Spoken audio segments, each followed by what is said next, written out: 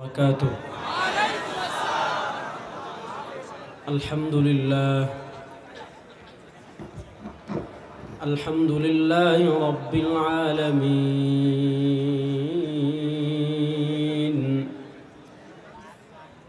والعاقبة للمتقين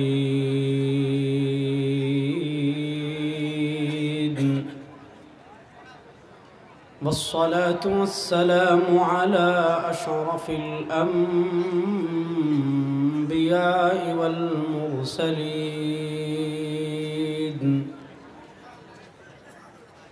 وعلى آله وأصحابه أجمعين.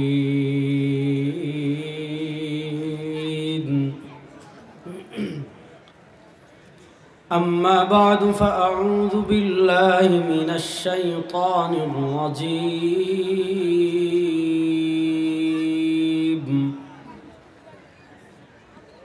بسم الله الرحمن الرحيم.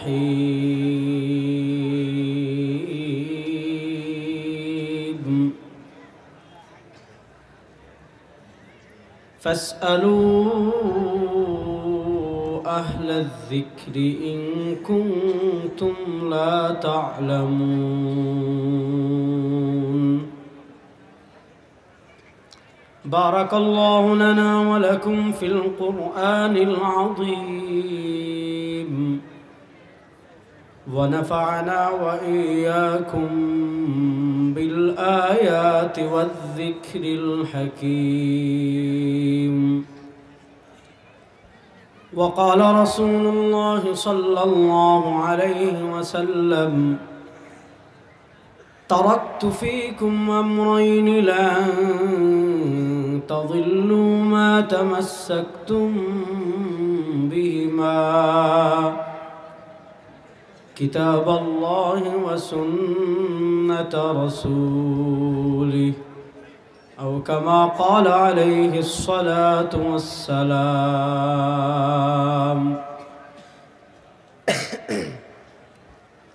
আল্লাহ রাব্বুল ইজ্জত ওয়াল জালালের লাখো কোটি শুকরিয়া আদায় করছি। আল্লাহ তাআলা আমাদেরকে অত্যন্ত দয়া করে মায়া করে আজকের জিরাবো গার্মেন্টস শ্রমিক কাফেলার উদ্যোগে কোরআন তেলাওয়াত প্রতিযোগিতা ও অষ্টম বার্ষিক ওয়াজ মাহফিলে আল্লাহ তাআলা আমাদেরকে এই শীতের রাতে, ছুটির দিন সাধারণত মানুষ বিশ্রাম করে, আল্লাহ তাআলা আমাদেরকে জান্নাতের বাগানে আসার, বসার, কথা বলার, কথা শোনার তৌফিক দান করেছেন। আমরা সবাই একবার আল্লাহ রাব্বুল ইজ্জত ওয়াল জালালের দরবারে কালেমাতুশ শুকর আদায় করি আলহামদুলিল্লাহ।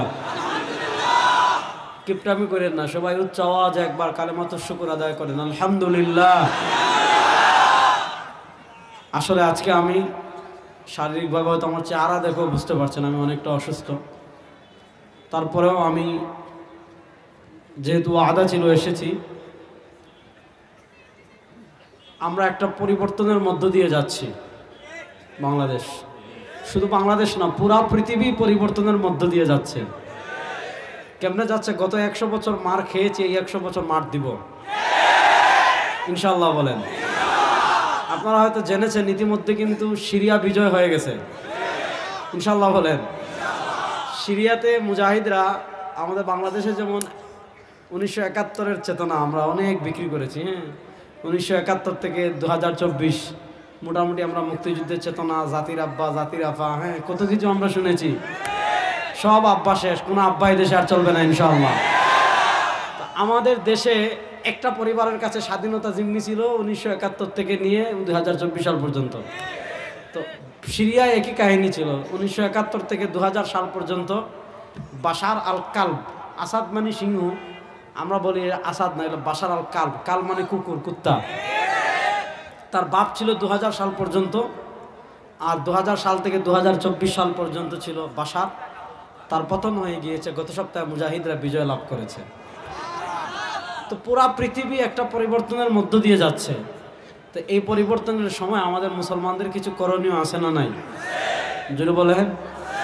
দেখেন, আফগানিস্তানে আমেরিকা পরাজিত হয়েছে, এরপরে আপনি দেখেন সিরিয়ায় পরাজিত হয়েছে রাশিয়া, নেটো।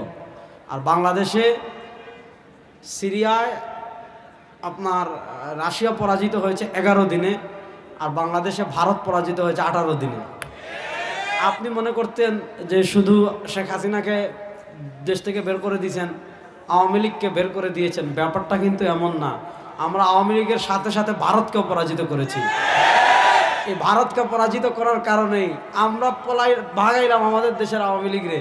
মনে হচ্ছে ভারতের মাথা খারাপ হয়ে গেছে, তারা বলে আমাদের দেশের দখল করতে আসবে। আমরা বলেছি যে আমরা কিচ্ছু লাগবে না, আমরা প্রত্যেকে এক একটা কেচি নিয়ে আপনাদের অপেক্ষা করতেছি, আসবেন, ধরে ধরে সবার মুসলমানি দেবো ইনশাআল্লাহ।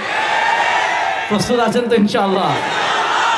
যাক তাহলে আচ্ছা, তাহলে এই পরিবর্তনের মধ্য দিয়ে যে পৃথিবীটা যাচ্ছে, এই শতাব্দী ইনশাআল্লাহ আমরা বিশ্বাস করি এই শতাব্দী মুসলমানদের শতাব্দী হবে ইনশাআল্লাহ। এই শতাব্দী ইসলামের শতাব্দী হবে ইনশাআল্লাহ। এই শতাব্দী কোরআনের শতাব্দী হবে ইনশাআল্লাহ। সরওয়ার দু আলমের আদর্শের সৈনিকরা পৃথিবীতে আবার জেগে উঠবে ইনশাআল্লাহ।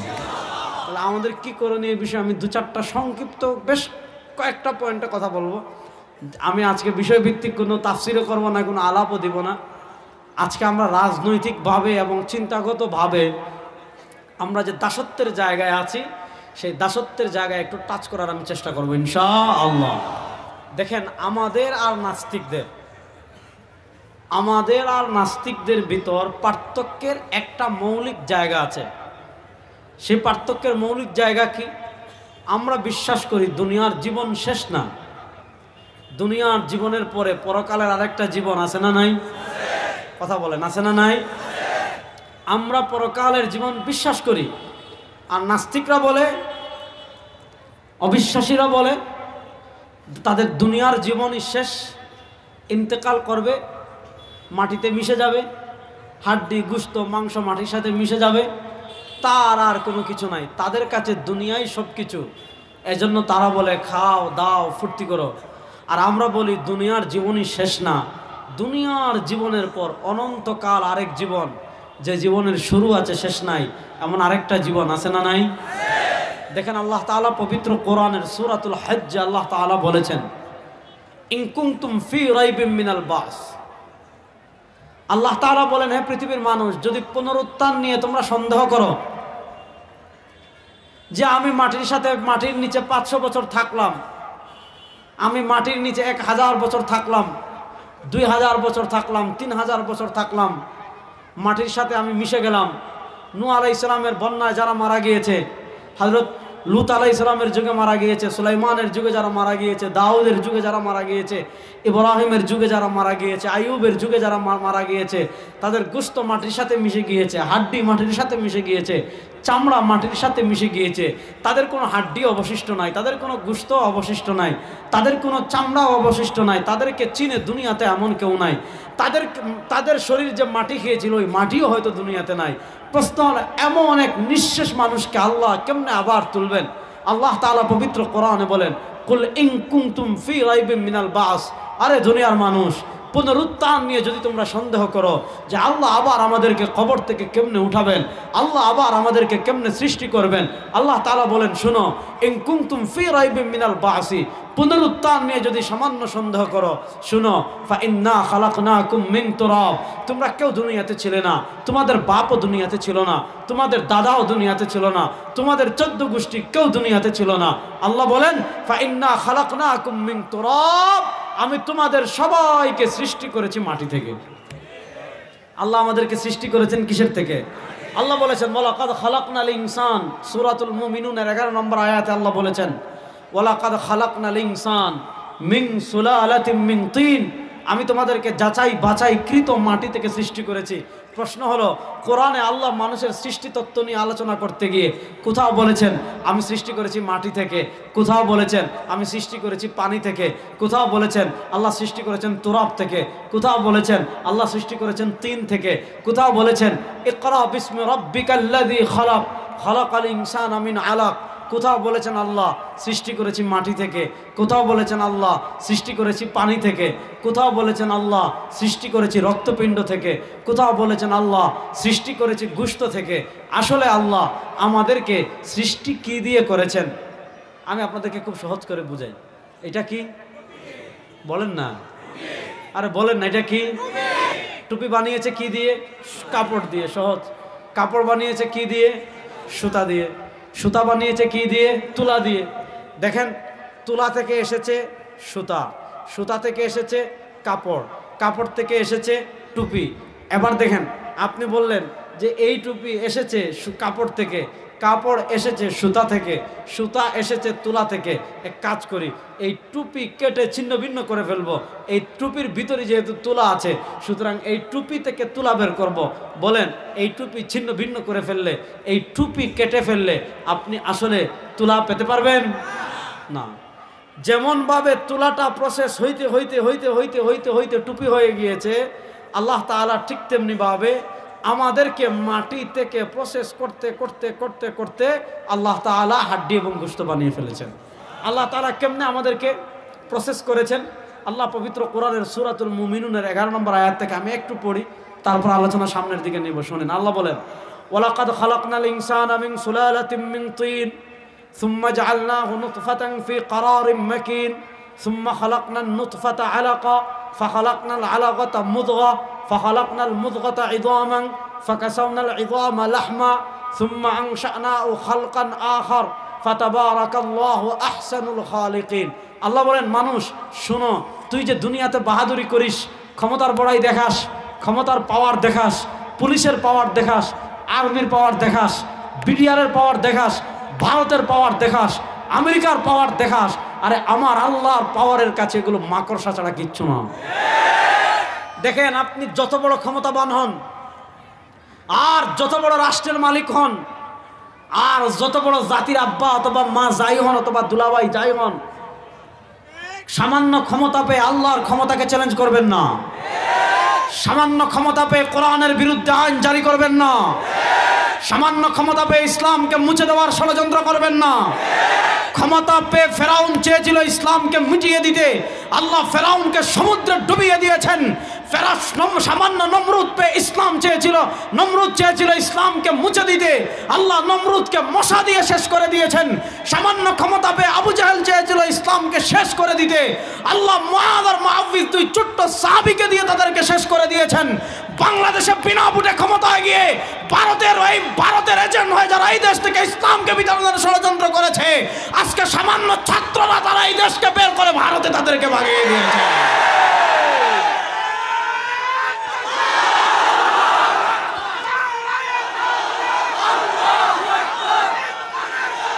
সুতরাং আমাদের কথা পরিষ্কার, আমাদের মেসেজ পরিষ্কার। বাংলাদেশের ক্ষমতায় এসে কেউ ইসলামকে মাইনাস করতে চাইবেন, সোজা দিল্লি মামুর বাড়ি যাবেন, সোজা দিল্লি মামুর বাড়ি যাবেন ইনশাআল্লাহ। আমাদের সবচেয়ে বড় শত্রুর নাম ভারত। বলেন, আমাদের সবচেয়ে বড় শত্রুর নাম। আজকে গুজরাটের কসাই নরেন্দ্র মোদী পোস্ট দিয়েছে, কি পোস্ট জানেন? সে পোস্ট দিয়েছে 16 ডিসেম্বর নাকি ভারতের বিজয় দিবস। না, 16 ডিসেম্বর ভারতের বিজয় দিবস না বাংলাদেশের বিজয় দিবস? ভারত আমাদের মুক্তিযুদ্ধে আমাদেরকে সহযোগিতা করেছে, ঠিক আছে, কিন্তু যে সহযোগিতা করেছে মুক্তিযুদ্ধের 2-3 বছরের ভিতরে এর থেকে বেশি নিয়ে গেছে। সুতরাং যেহেতু যা সহযোগিতা করেছে তার থেকে বেশি আমাদেরকে নিয়ে গিয়েছে, সুতরাং তাদেরকে আমাদের আর নমনম করার কোনো সুযোগ নাই। এখন আমাদের দিকে হাত তুলবে, একদম কবজি পর্যন্ত কেটে ফেলবো ইনশাআল্লাহ। এখন আমাদের দেশের দিকে পা বাড়ালে সেই পা ভেঙে গুলিস্তানে লটকে দিব ইনশাআল্লাহ। এখন বাংলাদেশের মানচিত্রের দিকে হাত বাড়ালে দিল্লির লাল কেল্লা পর্যন্ত আবার কালেমার পতাকা উঠবে ইনশাআল্লাহ।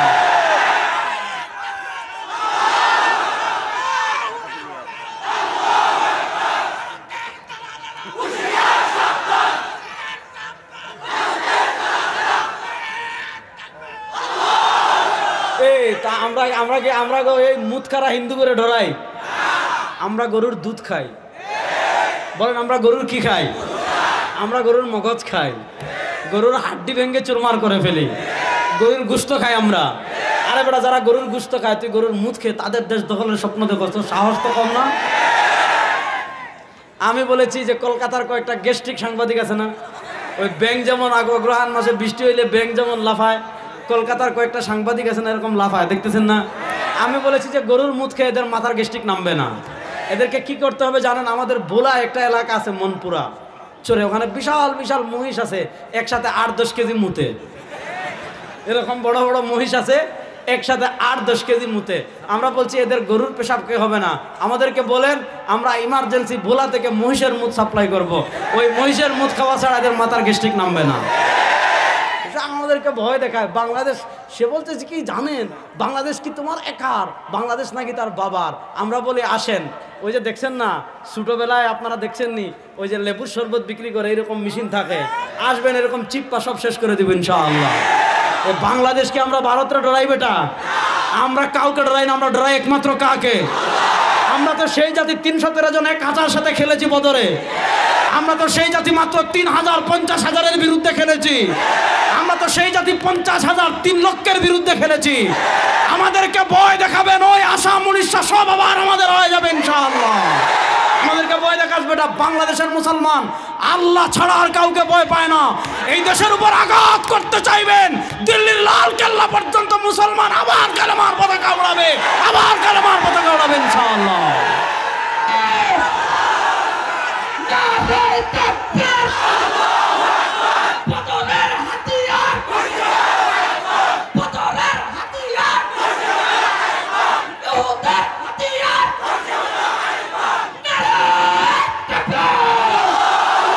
শুনেন, আয়াতের অনুবাদ পর্ব করে, আয়াতের অনুবাদ পর্ব যে আয়াতে ছিলাম পরে অনুবাদ করব, যেহেতু প্রসঙ্গ আসছে। একটা হাদিস আপনাদেরকে শোনাই, শুনবেন তো মনোযোগ দিয়ে। দেখেন, পৃথিবীর প্রেক্ষাপট নিয়ে আমি আপনাদেরকে একটু গল্প বলি, তারপরে আয়াতের অনুবাদ করছি, একটু সবর করেন। পরে আবার করেন না যে আজকে কি ওয়াজ করে গেল, কিছু বুঝি নাই। কিছু না বুঝলেও শুনেন।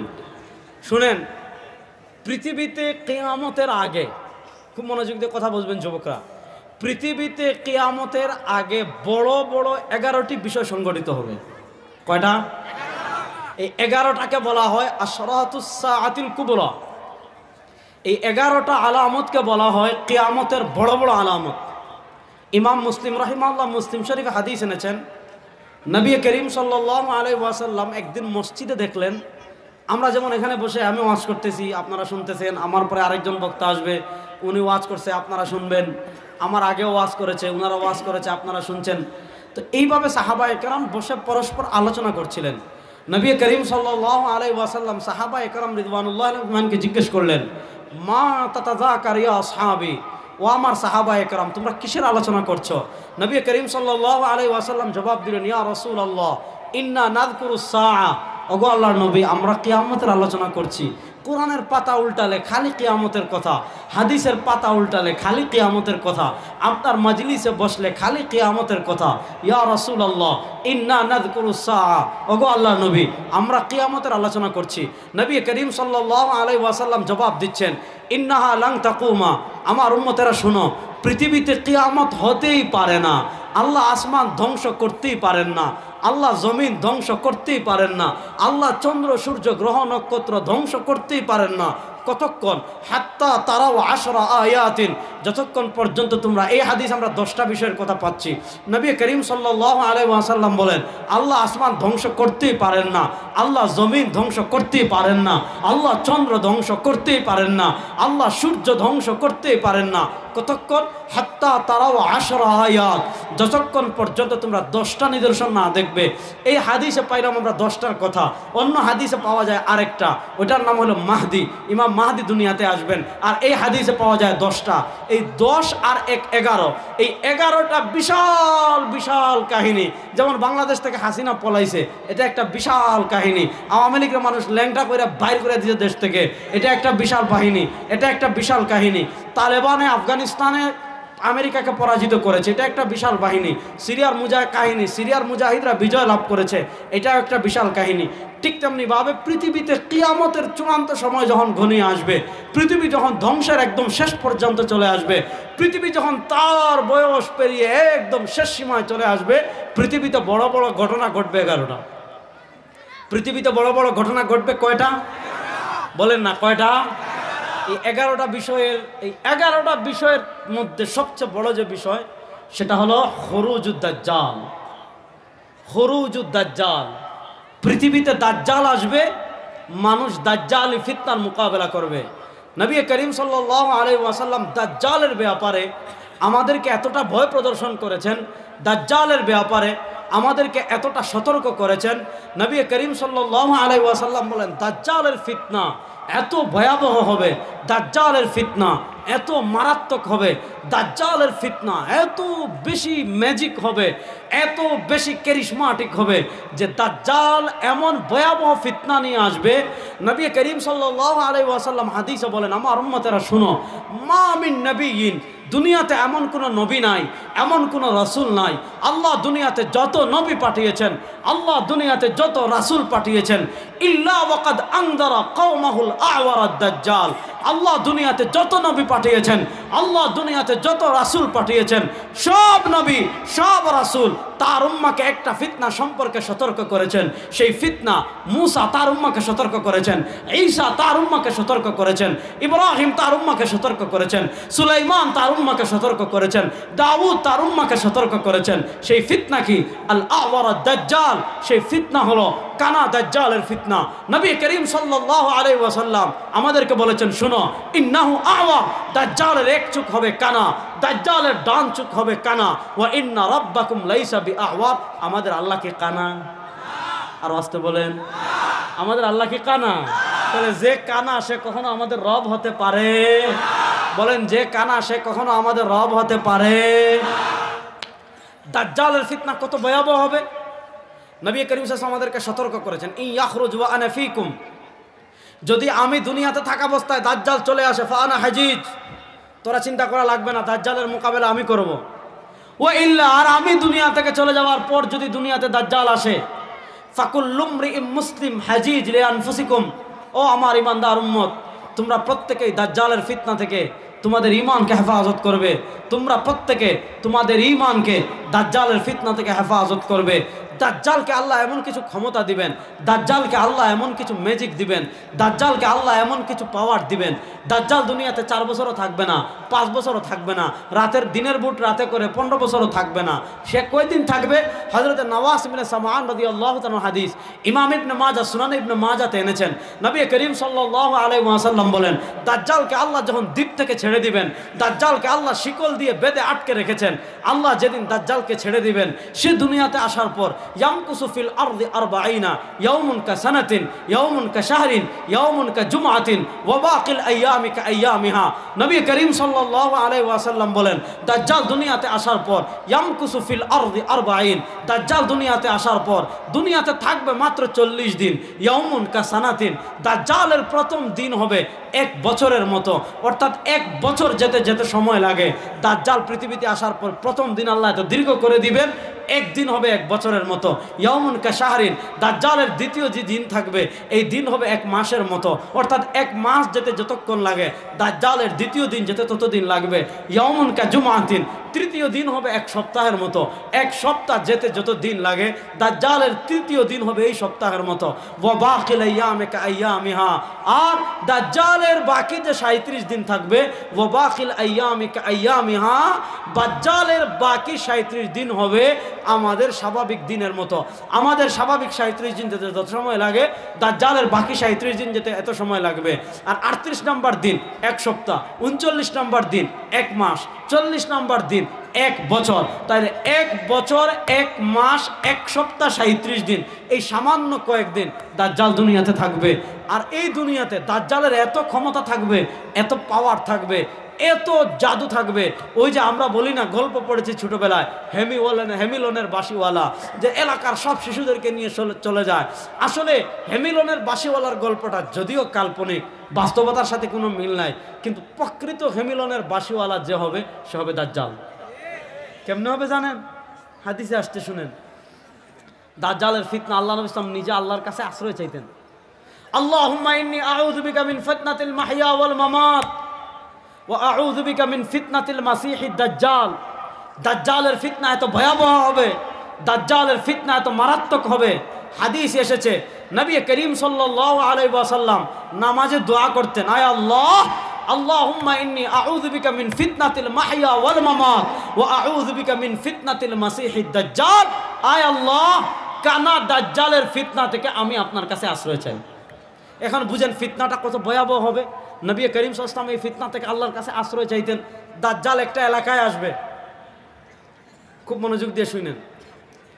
আয়েশা বলবে আনা রাব্বুকুমুল আলা, আরে কিসের খোদা মানো, কিসের নেতা মানো, কিসের কি? দাজ্জাল বলবে আমি তোমাদের সবচেয়ে বড় খোদা। চিন্তা করতেছেন? অথচ আমরা বিশ্বাস করি আমাদের খোদাকে, আমাদের রবকে। আর ভাই জয় বাংলাতে হচ্ছে বড় জুড়ে বলেন, বলেন না আমাদের রবকে, আমাদের রবকে। দাজ্জাল এসে বলবে মনে করেন, সে মনে করেন এলাকার নাম তো আর হাদিসে আসে নাই, মনে করেন আপনাদের এখানে আসবে, আসার পর বলবে আমি রব।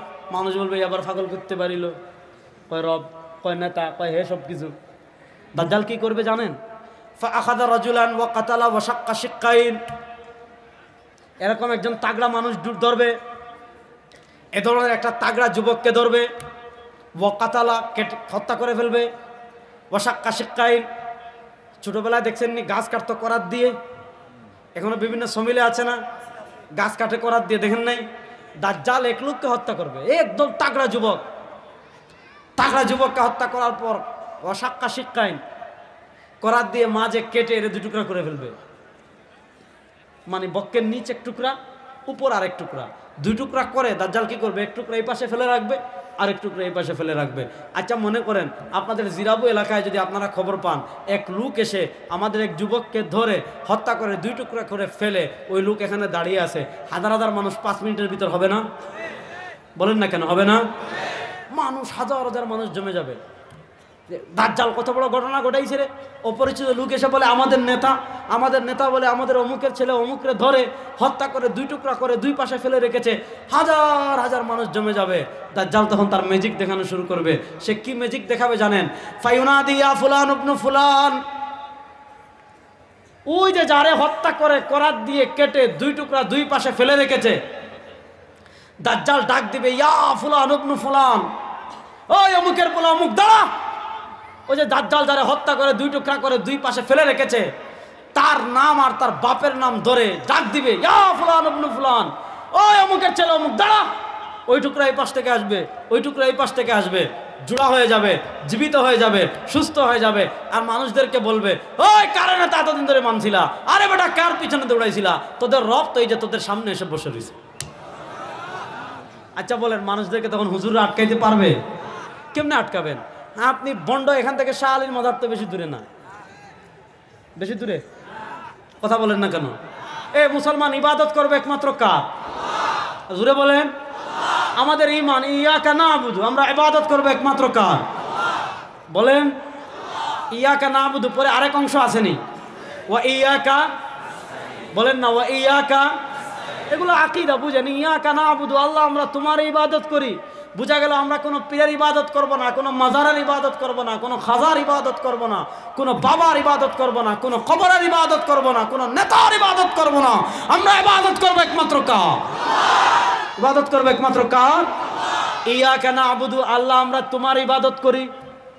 এরপরে আরেকটা অংশ আছে ওয়া ইয়াকা, পড়েন না, এরপর আরেকটা অংশ আছে ওয়া ইয়াকা, আল্লাহ আমরা তোমার ইবাদত করি এবং তোমার কাছে সাহায্য চাই। তাইলে বলেন সাহায্য চাইবো একমাত্র কার কাছে? বলেন না। সাহায্য চাইবো একমাত্র কার কাছে? এখন আমাদের দেশে দেখবেন এরকম ভণ্ড আছে, নামাজ নাই, রোজা নাই, হজ নাই, জাকাত নাই, তাকওয়া নাই, তাহারাত নাই, পর্দা নাই, গাঞ্জা খেতে খেতে খেতে খেতে গাজার লেয়ার পড়ে গেছে দাঁতে, আছে না নাই? আচ্ছা বলেন তো গাঞ্জা খাওয়া হালাল না হারাম? বড় আস্তে কইলেন। গাঁজা খাওয়া হালাল না হারাম? বাংলাদেশ এক বন্ডরে জিজ্ঞাসা করছে মাজারে গাঁজা খান কেন? সে বলছে গাঁজার গাছ এটা যেহেতু সৃষ্টি করেছেন আল্লাহ, সুতরাং 2.1 পয়েন্ট গাঞ্জা খাওয়া জায়েজ। দলিল বুঝছেন? যে গাঞ্জার গাছ এটা তো আমরা কেউ বানাই নাই। সে যুক্তি দিচ্ছে যে আমরা কেন গাঁজা খাই, যে গাঁজার গাছ এটা যেহেতু আল্লাহ সৃষ্টি করেছেন, আর আল্লাহ যেহেতু সৃষ্টি করেছেন বেশি খাইলে আবার নেশা উঠে যেতে পারে, এজন্য আপনি 2.1 পয়েন্ট বা 5.5 কত পয়েন্ট বলছে আপনি গাঁজা খেতে পারবেন। যে এই যুক্তি দিছে যে 2.1 পয়েন্ট গাঁজা খেতে পারবেন কেন, দলিল হলো যে গাঁজার গাছ আল্লাহ সৃষ্টি করেছেন। তারা এক কাজ করবেন, আপনার এলাকায় যদি কুত্তা পায়খানা করে কুত্তার গু নিয়ে দিবেন, যে কুত্তার গু এটা আমরা কেউ বানাইতে পারবো? তাহলে তারা বলবেন তুমি যেই যুক্তি দিয়ে গাঞ্জা খাচ্ছ এই যুক্তি দিয়ে তুমি কুত্তার গু খেতে হবে, এই যুক্তি দিয়ে তুমি বাচ্চার পায়খানা খেতে হবে, এই যুক্তি দিয়ে তুমি গোবর খেতে হবে, এই যুক্তি দিয়ে তুমি ময়লা খেতে হবে, আবর্জনা খেতে হবে। যদি খেতে পারো বুঝবো তোমার যুক্তি ঠিক আছে, আর যদি খেতে না পারো বুঝবেন তার থেকে বড় বাটপার আর ভণ্ড আল্লাহর জমিনে আর কেউ নাই। এখন দেখেন, যার নামাজও নাই, রোজাও নাই, হজও নাই, যাকাতও নাই, নাবির নিচের পশম কাটে না, গোসল করে না, দুর্গন্ধে পাশা যাওয়া যায় না। চাঁদপুরের মক্তবে গিয়ে দেখলাম ওখানে একটা আস্তানা আছে, ল্যাংটা বাবার আস্তানা। কিসের আস্তানা? ল্যাংটা বাবার। বাবা 11 মাস ল্যাংটা থাকেন, আর বাবা 11 মাস গোসল করেন না। ওই বছরে একবার বাবার উরুস হয়, সারা দেশ থেকে মুরিদরা আসে, বিভিন্ন জায়গা থেকে পানি নিয়ে আসে, কেউ জমজমের পানি নিয়ে আসে, কেউ পদ্মা নদীর পানি নিয়ে আসে, কেউ মাধবকুণ্ডের ঝর্ণার পানি নিয়ে আসে, কেউ ওই জায়গা থেকে পানি নিয়ে আসে। ওই বাবার একদিন গোসল করায়, আর ওই পানিরে বরকত মনে করে মুরিদরা আবার সাথে করে নিয়েও যায়। আমি গিয়ে বললাম ওই পানি খাওয়ার থেকে মুদ খাওয়া 1000 গুণে ভালো। এখন আপনি বুঝেন, যে ভণ্ডর কিচ্ছু নাই, বিড়ি খায়, ইয়াবা খায়, গাঁজা খায়, গোসল করে না, দুর্গন্ধে পাশে যাওয়া যায় না, মুস লম্বা হইতে হইতে মুখের ভিতর ঢুকে যাচ্ছে, চেহারা একটা দেখলে মনে হয় বান্দরের বাপ।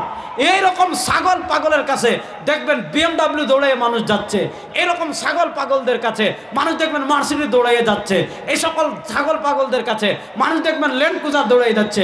বলবেন আরে ভাই এত নামাজ পড়ে না, বলবেন আরে ভাই এত রোজা রাখে না, বলবেন আরে ভাই এত তাকওয়া নাই, বলবেন আরে ভাই এত তাহারত নাই, বলবেন আরে ভাই এত গাঁজা খায়, বলবে আরে বাবার কিছু থাকুক আর না থাকুক, বাবার মধ্যে কিন্তু কারামত আছে। এটা কথা সত্য কি সত্য না? ও মুসলমান, আমি যুবকদেরকে বলি ভালো করে বুঝেন, আজকে হালাত কতটুকু আসছে। আমরা বারবার বলছি এগুলা শিরিক, যায়েন না। আমরা বারবার বলছি মাজারে সিজদা দিয়েন না, এটা শিরিক।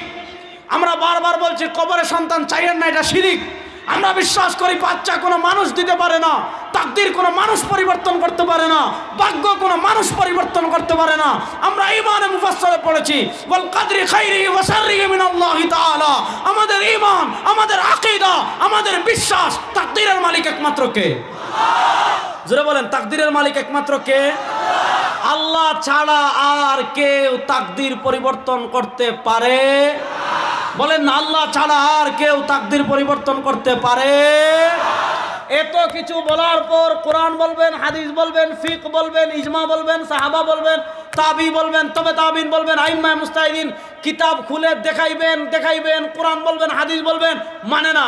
বলে আরে ভাই তোর কোরআন রাখ, তোর হাদিস রাখ, আমার বাবার ভিতর কামালত আছে।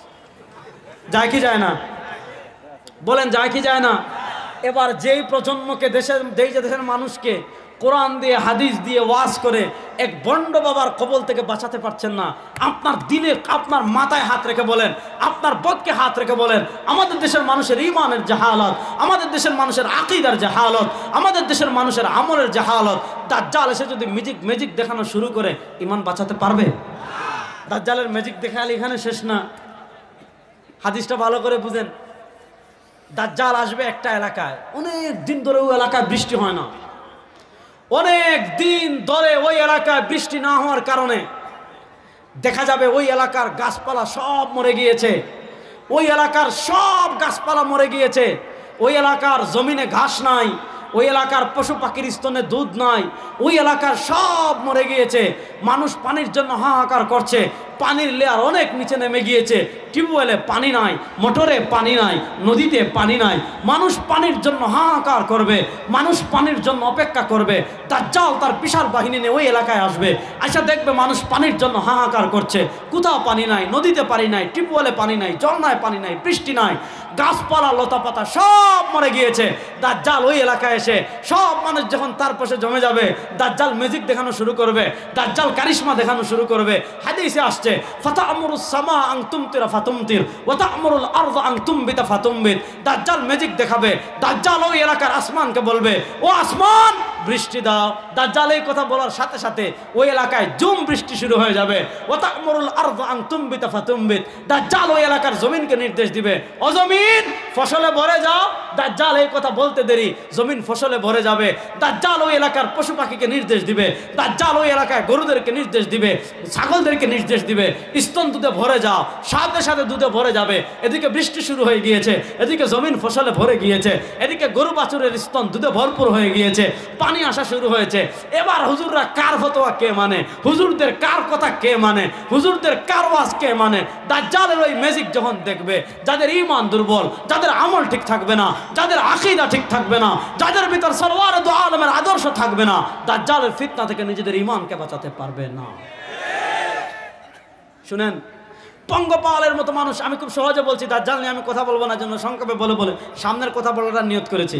পঙ্গপালের মতো দাজ্জাল মানুষ, মুসলমানদের ভিতর মুনাফিক যারা, বেঈমান যারা, ঈমান দুর্বল যারা, আকীদা ঠিক না যারা, পঙ্গপালের মতো সব দাজ্জালের বাহিনীতে যোগ দিবে। দাজ্জাল বিশাল বাহিনী নিয়ে যাবে মদিনায়। নাউজুবিল্লাহ বলেন না। দাজ্জাল তার বিশাল বাহিনী নিয়ে যাবে মদিনা দখল করতে। আল্লাহ তাআলা তখন আসমান থেকে ফিরিস্তা পাঠাবেন। ফিরিস্তারা মানুষের সুরত ধরে খোলা তরবারি, খোলা অস্ত্র হাতে নিয়ে মদিনা পাহারা দিবেন। দাজ্জাল মদিনা দখল করতে পারবে না। এখন সুবহানাল্লাহ পড়ছেন তো, হাদিসের পরের অংশ শুনেন। দাজ্জাল যখন মদিনার চতুর্পাশ ঘেরাও করে রাখবে, ঢুকতে পারবে না, কারণ ফিরিস্তারা পাহারা দিচ্ছেন, দাজ্জাল ঢুকতে পারবে না। তখন কি হবে জানেন? হাদিসে আসছে, তারজুফুল মদিনা সালাসা রাজফাত, তারজুফুল মদিনা সালাসা রাজফাত। দাজ্জাল যখন মদিনায় ঢুকতে পারবে না, ফিরিস্তারা খোলা তরবারি নিয়ে মদিনা পাহারা দিবেন। হাদিসে আসছে মদিনায় তখন 3টা ভূমিকম্প হবে। তারজুফুল মদিনা সালাসা রাজফাত, মদিনায় তখন 3টা ভূমিকম্প হবে। মদিনায় যখন 3টা ভূমিকম্প হবে, তখন মদিনার অবস্থা কি হবে? ফায়াখরুজুল মুনাফিকুন, মদিনা থেকে মুনাফিকরা বের হবে। মদিনা থেকে মুনাফিকরা বের হয়ে দাজ্জালের বাহিনীতে যোগ দিবে। এদিকে ঈমান দুর্বল যারা, এরা দাজ্জালের বাহিনীতে, মদিনার মুনাফিকরা দাজ্জালের বাহিনীতে। হিসাবটা আমি বুঝাই, ভালো করে বুঝেন। পৃথিবীর যাদের ঈমান দুর্বল, আকীদা দুর্বল, আমল দুর্বল, এরা যোগ দিয়েছে দাজ্জালের বাহিনীতে। মদিনার মুনাফিকরা যোগ দিয়েছে দাজ্জালের বাহিনীতে। আসফাহানের 70,000 ইহুদি যোগ দিয়েছে দাজ্জালের বাহিনীতে। একদিকে 70,000 ইহুদি, আরেকদিকে নামবাজি মুসলমান, আরেকদিকে মদিনার মুনাফিক, বিশাল বাহিনী নিয়ে। মনোযোগ, চূড়ান্ত যুদ্ধের বর্ণনা দিচ্ছে, মনোযোগ। দাজ্জাল তার বিশাল বাহিনী নিয়ে আসবে দিমাশকে। দাজ্জাল তার বিশাল বাহিনী নিয়ে আসবে দিমাশকে, আসবে বায়তুল মাকদিসে, যেখানে মুসলমান যারা মুসলিময়, যাদের ঈমান ঠিক থাকবে, যাদের আকীদা ঠিক থাকবে, যাদের আদর্শ ঠিক থাকবে, এরা ইমাম মাহদির নেতৃত্বে দিমাশকে একত্রিত হতে থাকবে, বায়তুল মাকদিসে একত্রিত হতে থাকবে, বায়তুল মাকদিসে একত্রিত হতে থাকবে। বিশাল বিশাল বিশাল বিশাল বাহিনী নিয়ে দাজ্জাল এসে সিরিয়ায় ইমাম মাহদির নেতৃত্বে মুসলমানদেরকে অবরোধ করে রাখবে। এবার ওয়াজ এতটুকু বুঝে নেই পাশে, যে দাজ্জাল তার বিশাল বাহিনী নিয়ে দিমাশকে, সিরিয়ায় মুসলমানদেরকে, যারা ইমাম মাহদির নেতৃত্বে থাকবে, সেই মুসলমানদেরকে দাজ্জাল অবরোধ করে রাখবে। এবার এই ওয়াজটা এতটুকু রাখেন, মনে করেন দাজ্জাল দিমাশকে মুসলমানদেরকে অবরোধ করে রেখেছে। এবার আরেকটা ওয়াজ শুনেন। আমাদের আকীদা হলো আল্লাহর কোনো ছেলে না, বড় আসতে বললেন, আল্লাহর কোনো পিতা, আল্লাহর কোনো স্ত্রী, সবাই হাত তুলে বলেন, আল্লাহর কোনো পিতা, আল্লাহর কোনো পিতা, আল্লাহর কোনো সন্তান, আল্লাহর কোনো স্ত্রী। আমাদের আকীদা লাম ইয়ালিদ ওয়ালাম, বলেন না, লাম ইয়ালিদ ওয়ালাম। আমাদের আল্লাহর কোনো সন্তানও নাই, আমাদের আল্লাহর কোনো পিতাও, এটা আমাদের ক্লিয়ার আকীদা। খ্রিস্টানদের আকীদা কি? খ্রিস্টানদের নবী ঈসা, খ্রিস্টানরা হলো তৃত্ববাদে বিশ্বাসী। খ্রিস্টানদের আল্লাহ 3 জন। আল্লাহ কোরআনে বলেছেন, লাকাদ কাফারাল্লাযীনা ক্বালু ইন্নাল্লাহা সালিসু সালাসা। লাকাদ কাফারা, তারা কুফরি করেছে, কারা? আল্লাযীনা ক্বালু, যারা বলে, কি বলে? ইন্নাল্লাহা সালিসু সালাসা, আল্লাহ 3 জন। খ্রিস্টানদের আল্লাহ 3 জন। খ্রিস্টানদের আল্লাহর 3 পার্ট। এটাকে আকীদার পরিভাষায় বলে সালিসু সালাসা, বাংলাতে বলে তৃত্ববাদ। খ্রিস্টানরা বলে আল্লাহ, আল্লাহর স্ত্রী মারিয়াম, আল্লাহর ছেলে ঈসা। আল্লাহ, আল্লাহর স্ত্রী মারিয়াম, আল্লাহর ছেলে ঈসা। এই তিন, এটাকে বলে তৃত্ববাদ। খ্রিস্টানরা হলো তৃত্ববাদে বিশ্বাসী, ইহুদিরা হলো দ্বিত্ববাদে বিশ্বাসী। ইহুদিরা বলে ওয়াকালাতিল ইয়াহুদু উযাইরুন ইবনুল্লাহ, ইহুদিরা তাদের নবী উযাইরকে মনে করে আল্লাহর পুত্র। খ্রিস্টানরা তিন খোদায় বিশ্বাসী, ইহুদিরা দুই খোদায় বিশ্বাসী। ইহুদিরা হলো দ্বিত্ববাদী, খ্রিস্টানরা হলো তৃত্ববাদী। আর হিন্দুদের খোদা তো ভারতে শুধু 33 কোটি দেবতা, হিন্দুদের খোদা 33 কোটি। হিন্দুরা বহুত্ববাদী, খ্রিস্টানরা দ্বিত্ববাদী, ইহুদিরা দ্বিত্ববাদী। আমরা বহুত্ববাদীও না, আমরা দ্বিত্ববাদীও না, আমরা তৃত্ববাদীও না। আমরা বলি লা ইলাহা ইল্লাল্লাহ, আমরা বলি লা ইলাহা ইল্লাল্লাহ। আমাদের খোদা 3 জন না, 2 জন না, 33 কোটি না। আমরা বলি লা ইলাহা ইল্লাল্লাহ, আমরা বলি লা ইলাহা ইল্লাল্লাহ। আমাদের আল্লাহ বলেন, আমাদের আল্লাহ। সবাই সাদা আঙ্গুল তুলে বলেন আমাদের আল্লাহ এক, আমাদের আল্লাহ। এটাই আল্লাহ আমাদেরকে শিখিয়েছেন, কুল হুয়াল্লাহু, বলেন না কুল হুয়াল্লাহু। সুতরাং আমরা 2 খোদার ইবাদত করি, 3 খোদা বিশ্বাস করি, 4 খোদা বিশ্বাস করি। আমরা ঘরে বাইরে রাজপথে সংসদে এক স্লোগান এই বাংলাদেশে চলবে, আর জয় বাংলার স্লোগান চলবে না, কারো বাপের স্লোগান চলবে না। এখন বাংলাদেশের জাতীয় স্লোগান হবে লা ইলাহা ইল্লাল্লাহ। বলেন, এখন বাংলাদেশের জাতীয় স্লোগান হবে লা ইলাহা ইল্লাল্লাহ।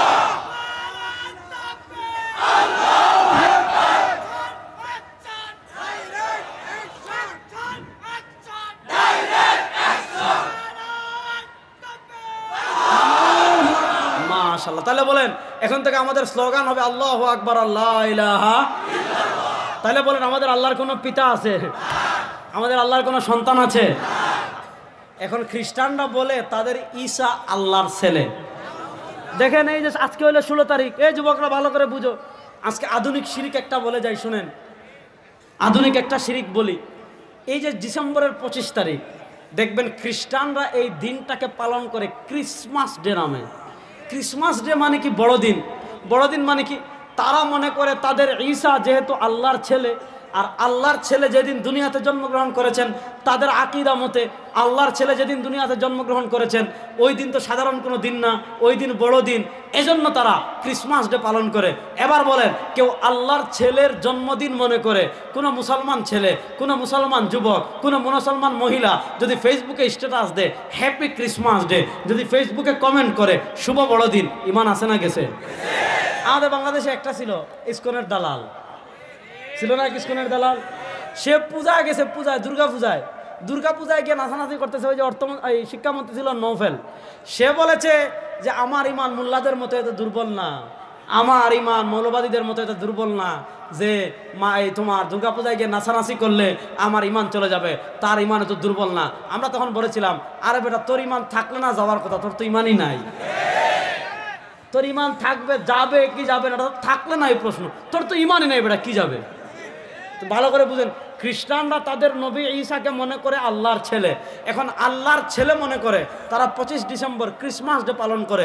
এবার বলেন, কোন মুসলমান ক্রিসমাস ডে পালন করতে পারে? কোন মুসলমান বড়দিন পালন করতে পারে? কোন মুসলমান হ্যাপি ক্রিসমাস ডে লিখে ফেসবুকে স্ট্যাটাস দিতে পারে? কোন মুসলমান শুভ বড়দিন লিখে ফেসবুকে কমেন্ট করতে পারে? কখনো আমরা এগুলো করব? বলেন, কখনো আমরা এগুলো করব? এবার খ্রিস্টানরা কত আকামের জাতি দেখেন, তারা তাদের নবীরে মনে করে আল্লাহর ছেলে। এবার তারা সিদ্ধান্ত নিল এক কাজ করতে হবে। কি কাজ? আল্লাহর ছেলেরে শুলিতে চড়ামু। বুঝতেছেন? আল্লাহর ছেলেকে কিসে চড়ামু? শুলিতে। ঈসারে শুলিতে চড়াবে। দেখবেন খ্রিস্টানরা গলায় ক্রুশ ব্যবহার করে, দেখছেন নি? দেখেন নাই মনে হয়? না দেখলে ভালো, আলহামদুলিল্লাহ, এটা ভালো কাজ, না দেখা ভালো, খারাপ না। খ্রিস্টানরা গলায় কি ব্যবহার করে? ক্রুশ। ক্রুশ মানে কি? এটার ইতিহাস একটু বলি। খ্রিস্টানরা সিদ্ধান্ত নিয়েছে, আমরা তো গুনাহ অনেক করেছি, সামনে অনেক গুনাহ করব। দেখেন কত জঘন্য আকীদা তাদের। আমরা যত গুনাহ আগে করেছি, আমরা যত গুনাহ সামনে করব।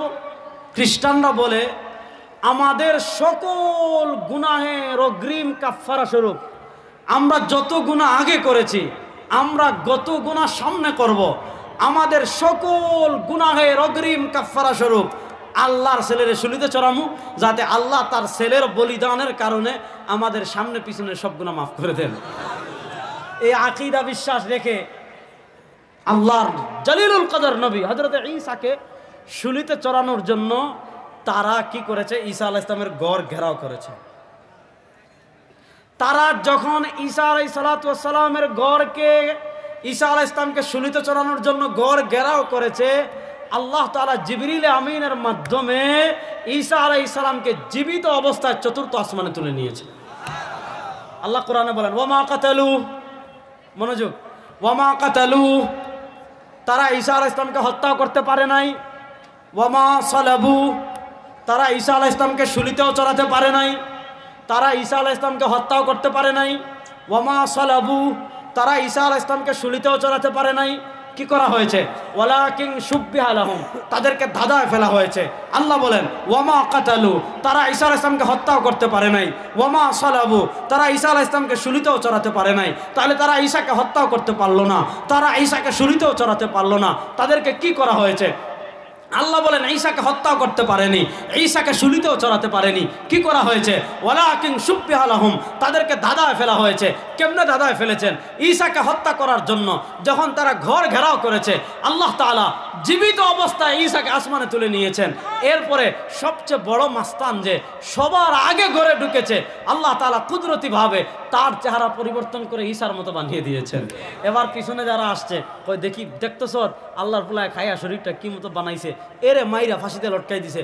লটকানোর পর কয় আচ্ছা ঈসারে তো ফাঁসি দিলাম, আমাকে সবচেয়ে বড় মাস্তান যে সবার আগে ঘরে ঢুকলো ও কই? আর যদি ঈসারে মারি আমাদের মাস্তান কই? আর মাস্তান মারলে ঈসা কই? আল্লাহ বলেন ওয়ামা কাতালু ওয়ামা সালাবু ওয়ালাকিন শুব্বিহা লাহুম, তারা ঈসাকে হত্যা করতে পারেনি, তারা ঈসাকে শুলিতেও চড়াতে পারেনি। ওয়ালাকিন শুব্বিহা লাহুম, তাদেরকে ধাঁধায় ফেলা হয়েছে। এজন্য আমাদের আকীদা ঈসা এখনো আসমানে জিন্দা। বলেন ঈসা এখনো আসমানে। বলেন এটা আকীদা রে ভাই, এটা ঠিক না করলে তো ইমান ঠিক হবে না। ঈসা আলাইহিস সালাম এখনো আসমানে। বলেন ঈসা আলাইহিস সালাম এখনো আসমানে। এবার আগের ঘটনায় আসেন, ও এবার মিলাইয়ে দেই। দাজ্জাল যখন ইমাম মাহদির নেতৃত্বে মুসলমানদেরকে দিমাশকে অবরোধ করে রাখবে, রাত শেষ হয়ে যাচ্ছে, ফজরের আজান হয়ে গিয়েছে, মুসলমান অজু পড়ে ফেলেছে, সুবহানাল্লাহ কয় না রে, মুসলমান অজু করে ফজরের সুন্নত পড়ে ফেলেছে, কাতার সোজা হয়ে গিয়েছে, কাতার দাঁড়িয়ে গিয়েছে, একামত হয়ে যাবে অবস্থা। ইমাম মাহদি ফজরের নামাজ পড়ানোর জন্য সামনের কাতারে চলে গিয়েছেন, মেহরাবে চলে গিয়েছেন। যখন ইমাম মাহদি ফজরের নামাজ পড়ানোর জন্য সামনের কাতারে চলে যাবেন, ওই যে খ্রিস্টানরা যখন ঈসার ঘর ঘেরাও করেছিল, আল্লাহ যে চতুর্থ আসমানে ঈসাকে তুলে নিয়েছিলেন, মুসলমান যখন দাজ্জালের অবরোধকালীন সময়ে ফজরের নামাজ পড়ার জন্য কাতারবন্দি হয়ে যাবে, ইমাম মাহদি যখন নামাজ পড়ানোর জন্য সামনে অগ্রসর হয়ে যাবেন, আল্লাহ দুই ফেরেশতার কাঁধে ভর করে চতুর্থ আসমান থেকে হযরত ঈসাকে আবার দুনিয়াতে পাঠাবে। এটা হলো কিয়ামতের সবচেয়ে বড় দুইটা আলামত। খুরুজুদ দাজ্জাল, দাজ্জাল বের হবে, নুজুল ঈসা, ঈসা দুনিয়াতে অবতরণ করবেন। হযরত ঈসা দুনিয়াতে আসার পর পৃথিবীর সবচেয়ে বড় খেলা হবে। খেলা হবে ইনশাআল্লাহ। যুবকরা প্রস্তুত আছো তো ইনশাআল্লাহ? এবার শুনেন, ঈসা আলাইহিস সালাম নামলেন, একটু সবর করেন। এবার ঈসা আলাইহিস সালাম যখন নামলেন, আমাদের এই দিকের কি অবস্থা হবে এটা একটু জানার দরকার আছে না নাই? এবার এই দিকের অবস্থা কি শুনেন, আমি আপনাদেরকে মিলাচ্ছি। এবার একটা হাদিস বলি, যে মসজিদে দুইজন ফেরেশতার কাঁধে বর করে ঈসা আলাইহিস সালাম ফজরের সময় নামবেন, তার মানে দাড়ি থেকে চুল থেকে টপ টপ টপ টপ করে পানি পড়বে, মনে হচ্ছে তিনি গোসল করে নামতেছেন। আর ওই পানির ফুটাগুলো এত সুন্দর হবে, মনে হবে মণিমুক্তা ঝরতেছে। দুই ফেরেশতার কাঁধে বর করে যে গম্বুজে, যে মসজিদের ছাদে হযরত ঈসা আলাইহিস সালাম নামবেন, এক সপ্তাহ আগে মুসলমানরা সেই মসজিদ আবার বিজয় করে ফেলেছে। আপনারা দেখেছেন না? দিমাশকের সেই মসজিদ, খালিদ ইবনুল ওয়ালিদের স্মৃতি বিজড়িত সেই মসজিদ, হযরত আমির মুআবিয়া রাদিয়াল্লাহু তাআলা সেই মসজিদ, যেই মসজিদে হযরত ঈসা অবতরণ করবেন, সেই মসজিদ মুজাহিদরা আবার বিজয় করে পৃথিবীবাসীকে মেসেজ দিয়েছে, পৃথিবীবাসীকে এই বার্তা দিয়েছে, আমাদের মার খাওয়ার দিন শেষ হয়ে গিয়েছে, আমাদের উপর আধিপত্যবাদীদের অত্যাচারের দিন শেষ হয়ে গিয়েছে, এবার আর কোনো ভয় নাই, সারা দুনিয়া এবার কালেমার পতাকা উড়বে ইনশাআল্লাহ।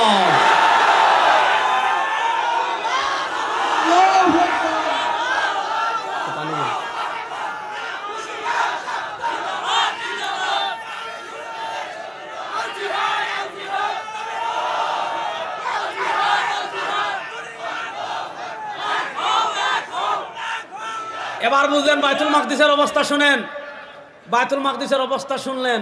এবার আমাদের এখানে একটা খেলার কথা বলি। হিন্দুরা বাড়াবাড়ি করতেছে না, আমাদের বাবরি মসজিদ শহীদ করে নাই।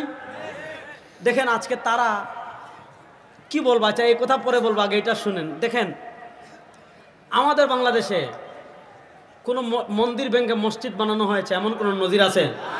এই যুবকরা বলো। 5 আগস্টের সময় ভারতের দালাল হাসিনা পালাই গেল। হাসিনা পালানোর পর আমরা ভয় করেছিলাম যে আওয়ামী লীগ হিন্দু লীগ হয়ে ফিরে আসতে পারে। আমরা ভয় করছিলাম না? আমরা মনে করেছিলাম আওয়ামী লীগ হিন্দু লীগ হয়ে মন্দিরে আক্রমণ করতে পারে, এজন্য এদেশের মুসলমান মন্দির পাহারা দিয়েছে। এমন নজির পৃথিবীতে নাই। আজকে ভারতের দাদা বাবুরা, বাংলাদেশে কোনো হিন্দু নির্যাতন নাই, কোনো মন্দির ভাঙচুর নাই, হিন্দুরা দিব্যি ভালো আছে।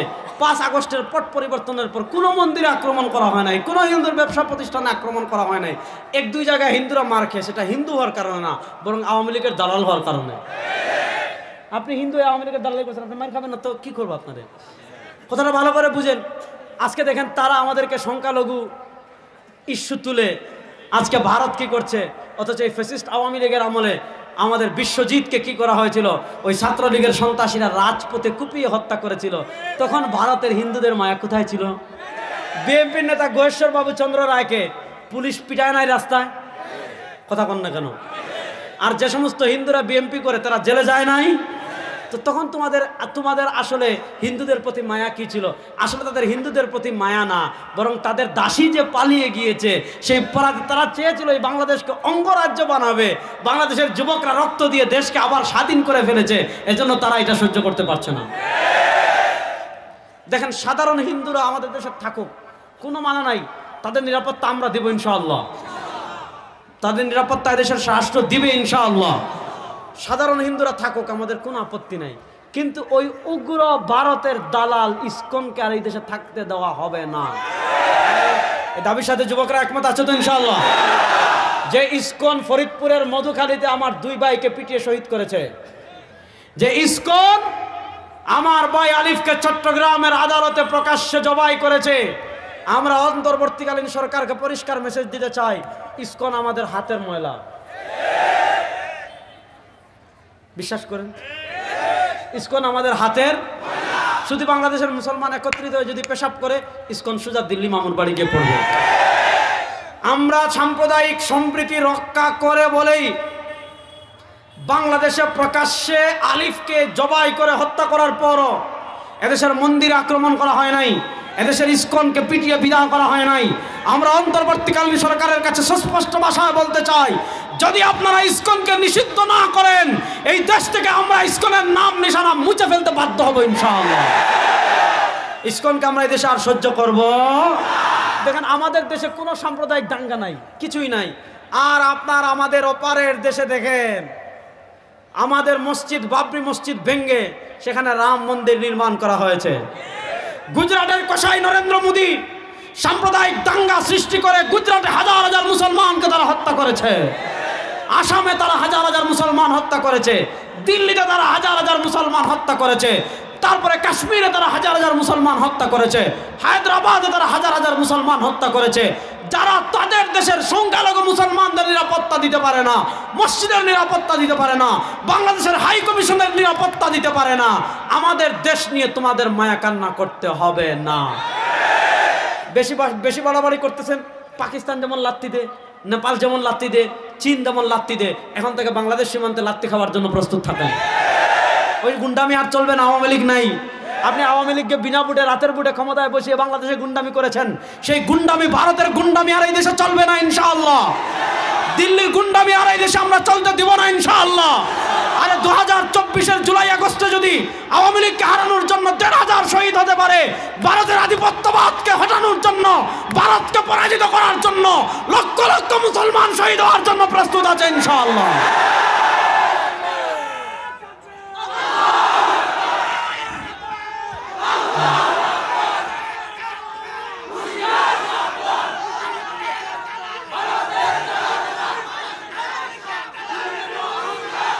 কথা ভালো করে বুঝেন।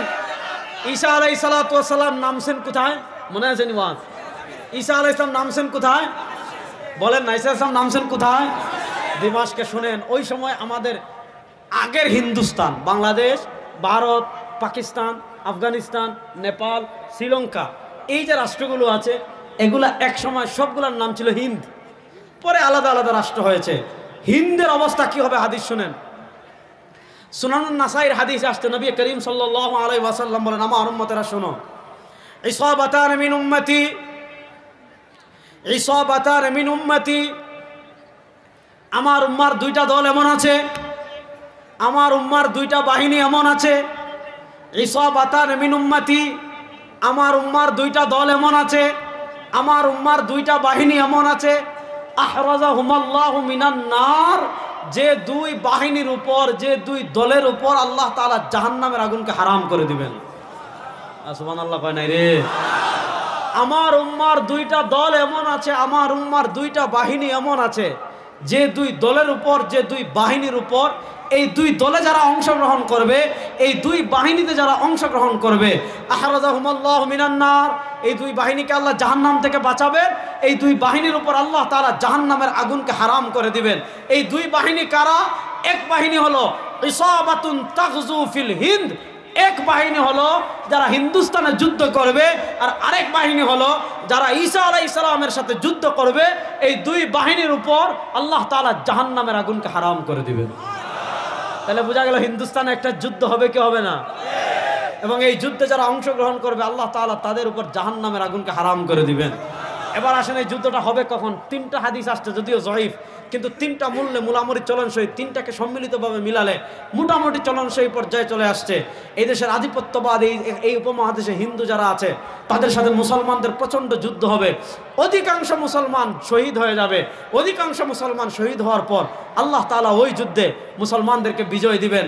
ভারত যারা অমুসলিম শাসক করবে, মুসলমান সেই শাসকদেরকে বন্দি করবে, বন্দি করে তাদের গড়ায় বেড়ি লাগাবে, রওনা করবে। ওই বাহিনী যখন দিমাশকে পৌঁছাবে, হযরত ঈসা আলাইহিস সালামের সাথে হিন্দুস্তানের বাহিনীর দেখা হয়ে যাবে। এবার আপনি হিসাব মিলান, যুবক ভালো করে বুঝে হিসাব মিলাও। যুদ্ধ হবে এখানে, বিজয় হবে মুসলমানের, এখান থেকে যাবে বন্দি করে দিমাশকে, যাওয়ার পরে ঈসা আলাইহিস সালামের সাথে দেখা হবে। তাহলে বুঝেন, এদিক থেকে ঈসা আলাইহিস সালাম যেই মসজিদে নামবেন, সেই মসজিদ বিজয় হয়ে গিয়েছে। বায়তুল মাকদিস বিজয় হওয়ার কাছাকাছি, ফিলিস্তিন বিজয় হওয়ার কাছাকাছি। হামাসের মুজাহিদরা এক বছর থেকে, গত বছরের 7 অক্টোবর তুফান আল আকসা শুরু হয়েছে, আজকে 7 অক্টোবর পাড়ি দিয়ে আজকে 16ই ডিসেম্বর, প্রায় 1 বছর 2 মাসের অধিক হয়ে গিয়েছে তুফান আল আকসা চলছে। এদিকে সিরিয়ায় মুজাহিদরা বিজয় হয়ে গিয়েছে, এদিকে আফগানিস্তানে মুজাহিদরা বিজয় হয়ে গিয়েছে, এদিকে তুর্কিস্তানে ইসলাম ফেরা শুরু করেছে, এদিকে তুরস্কে ইসলাম ফেরা শুরু করেছে, এদিকে বাংলাদেশে মুসলমানরা এবং দেশপ্রেমিক মানুষেরা ভারতের আধিপত্যবাদকে পরাজিত করে ফেলেছে। পাকিস্তানও জেগে ওঠা শুরু করেছে। পৃথিবীর তাবৎ মুসলিম রাষ্ট্রগুলো জেগে উঠে আমাদেরকে এই মেসেজ দিচ্ছে, এই বার্তা দিচ্ছে, মুসলমানদের বিজয়ের আর বেশি দিন বাকি নাই। আমার নবী ভবিষ্যৎবাণী করে গিয়েছেন, হিন্দুস্তানে যুদ্ধ হবে ইনশাআল্লাহ। এখন তোমরা আমাদের দেশ দখলের হুমকি দিবা, আর আমরা বসে বসে আঙ্গুল চুষবো। তুমি কলকাতার হার্বাল ঔষধ বিক্রিকারীর মতো আমাদের দেশে বাসে যেমন সিরিপুরি ট্যাবলেট বিক্রি করে, ওই আমাদের দেশের বাসের সিরিপুরি ট্যাবলেট বিক্রিকারী আর কলকাতার সাংবাদিক যেগুলো আছে, এগুলোর মধ্যে কোনো পার্থক্য নাই। এগুলা সব এক একটা হারুন আঙ্কেল, সবগুলার এনে চিড়িয়াখানায় বন্দি করে রাখা দরকার। কারণ এগুলো তো মানুষ না, এগুলো পশু। এজন্য চিড়িয়াখানায় মানুষ যায় পশু দেখতে, এদেরকে চিড়িয়াখানায় এনে বন্দি করে রাখার দরকার আছে না নাই? আমি যে কথা বলছি, হতাশ হওয়ার কিছু নাই। যুবকদেরকে বলছি, হতাশ হওয়ার কিছু নাই। আমাদের জীবনে ব্যর্থতা বলতে কিছু নাই। আরে তোমরা তো বিশ্বাস করো মরলেই তোমাদের শেষ। তোমরা তোমাদের রামের জন্য আসো, তোমরা তোমাদের বামের জন্য আসো, তোমরা তো মুদির জন্য আসো, তোমরা দুনিয়ার সামান্য স্বার্থের জন্য আসো। আর আমরা কারো নেতার জন্য যাই না, আমরা যাই আল্লাহর রাস্তায় শহীদ হওয়ার জন্য। যাদের অন্তরে আল্লাহর রাস্তায় শহীদ হওয়ার তামান্না আছে, এদেরকে পরাজিত করবে ভারতের বাপেরও ক্ষমতা নাই। ভারত আমার দেশের দিকে হাত তুলবে, কাশ্মীর পর্যন্ত আবার মুসলমানের হয়ে যাবে, আবার মুসলমানের হয়ে যাবে ইনশাআল্লাহ।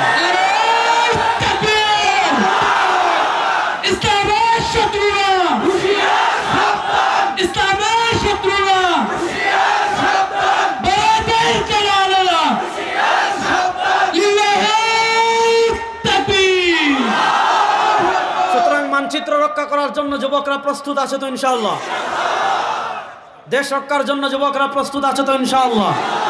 এবার আসেন, বলছিলাম যেখান থেকে শুরু করেছিলাম ওই কথায় আবার ফিরে যাই। খুব লম্বা আলোচনা করবো না, আগেই বলেছি। আমরা বলেছি এই শতাব্দী যেহেতু আমাদের বিজয়ের, সুতরাং এই শতাব্দীতে আমাদের কিছু করণীয় আছে না নাই? এই শতাব্দীতে আমাদের করণীয় কি, এটা বুঝার আগে আমি একটা হাদিস বলি। এই হাদিস বুঝলে আপনি পরের আলোচনা বুঝবেন। নবী করিম সাল্লাল্লাহু আলাইহি ওয়াসাল্লাম দেখেন 1400 বছর আগে কথাটা বলে গিয়েছেন। 1400 বছর পরে আপনি যখন হাদিসটা গবেষণা করবেন, 1400 বছর পরে আপনি যখন হাদিসটা পড়বেন, আপনার মনে হবে 1400 বছর পরে নবী করিম সাল্লাল্লাহু আলাইহি ওয়াসাল্লাম বাংলাদেশের মুসলমানের জন্য হাদিস বলে গিয়েছেন। রাসূলুল্লাহ সাল্লাল্লাহু আলাইহি ওয়াসাল্লাম বলেন, ইউশিকু আন ইয়াতি আলান নাসি জামান। মনোযোগ দিয়ে হাদিসটা বুঝেন। নবী করিম সাল্লাল্লাহু আলাইহি ওয়াসাল্লাম বলেন, ইউশিকু আন ইয়াতি আলান নাসি জামান। আমার ভয় লাগে, আমার চিন্তা হচ্ছে, আন ইয়াতি আলান নাসি জামান, আমার উম্মার উপর এমন একটা সময় আসবে, আমার উম্মার উপর এমন একটা কাল আসবে, আমার উম্মার উপর এমন একটা যুগ আসবে, আমার উম্মার উপর এমন একটা সময় আসবে।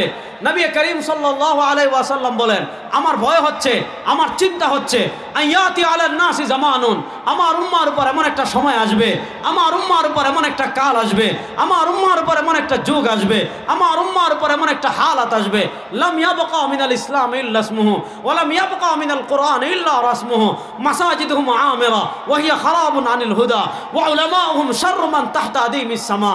সরওয়ারে দু আলম বলেন, আমার উম্মার উপর এমন একটা সময় আসবে, আমার উম্মার উপর এমন একটা হালাত আসবে। হাদিসের শেষ দিক থেকে আমি অনুবাদ করি। নবী করিম সাল্লাল্লাহু আলাইহি ওয়াসাল্লাম বলেন, ওই সময় মাসাজিদুহুম আমিরা, আমার উম্মার উঁচা উঁচা মসজিদ হবে, মিনারা হবে, গম্বুজ হবে। জিরাববাসী বলবে, আমাদের মসজিদের মতো মসজিদ এ বাংলাদেশে আর নাই। আশুলিয়ারেরা বলবে, আমাদের গম্বুজের মতো গম্বুজওয়ালা মসজিদ আর নাই। ধামরাইয়েরা বলবে, আমরা যে টাইলস লাগিয়েছি এমন টাইলস বাংলাদেশের আর কোনো মসজিদে নাই। ঢাকাওয়ালারা বলবে, আমরা যে মিনারা বানিয়েছি এরকম মিনার বাংলাদেশের কোথাও নাই। সিলেটেরা বলবে, আমরা যে সাউন্ড সিস্টেম ব্যবহার করেছি এরকম সাউন্ড সিস্টেম বাংলাদেশের আর কোথাও নাই। চট্টগ্রামেরা বলবে, আমরা যে মোজাইক দিয়েছি এরকম মোজাইক আর দুনিয়াতে কোথাও নাই। আর আরেক দল বলবে, আমরা মসজিদে ঝাড়বাতি দিয়েছি, রাত্রে মসজিদ এমনি সব পরিষ্কার থাকে, এরকম ঝাড়বাতি বাংলাদেশের আর কোথাও নাই। তো নবী করিম সাল্লাল্লাহু আলাইহি ওয়াসাল্লাম বলেন, আমার উম্মার উপর এমন সময় আসবে, আমার উম্মার উপর এমন একটা কাল আসবে, আমার উম্মার উপর এমন একটা যুগ আসবে, মাসাজিদুহুম আমিরা, মসজিদ হবে উঁচা উঁচা, দালান হবে উঁচা উঁচা, মসজিদের টাইলস দামি হবে, মসজিদের ফ্যান দামি হবে, মসজিদের এসি দামি হবে, মসজিদের সব কিছু দামি হবে, কিন্তু ওয়াহিয়া খারাবুন আনিল হুদা, মসজিদে হেদায়েত থাকবে না। মসজিদে কি থাকবে না? হেদায়েত। আজকে আমাদের দেশে দেখেন, মডেল মসজিদ পাইবেন 500টা, মডেল মসজিদ পাইবেন কয়টা? আমরা যখন রাত্রে সফর করি, যুবকরা ভালো করে বুঝো, আমরা যখন রাত্রে সফর করি রাস্তার পাশে হঠাৎ এত সুন্দর মসজিদ পাই, গ্রামের ভিতরে রাস্তায় পাশে এত সুন্দর মসজিদ, দামি টাইলস, দামি ফ্যান, রং চকচক করতেছে, দামি বাতি, বিদেশি কোনো কোম্পানি দিয়েছে, বিদেশি কোনো শায়েখ দিয়েছে, কিন্তু দেখা যাচ্ছে মসজিদ তো সুন্দর, টাইলসও সুন্দর, বাথরুমও সুন্দর, অজুখানাও সুন্দর, সব কিছু সুন্দর, কিন্তু ফজরের সময় মসজিদ তালা মারা, ইমামও নাই, মুয়াজ্জিনও নাই, মুক্তাদিও নাই। আছে না নাই?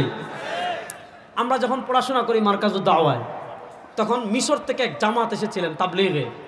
ওই জামাতের আমির সাহেব একটা কথা বলেছেন, ওই কথাটা আমার কানে এখনো বাজে।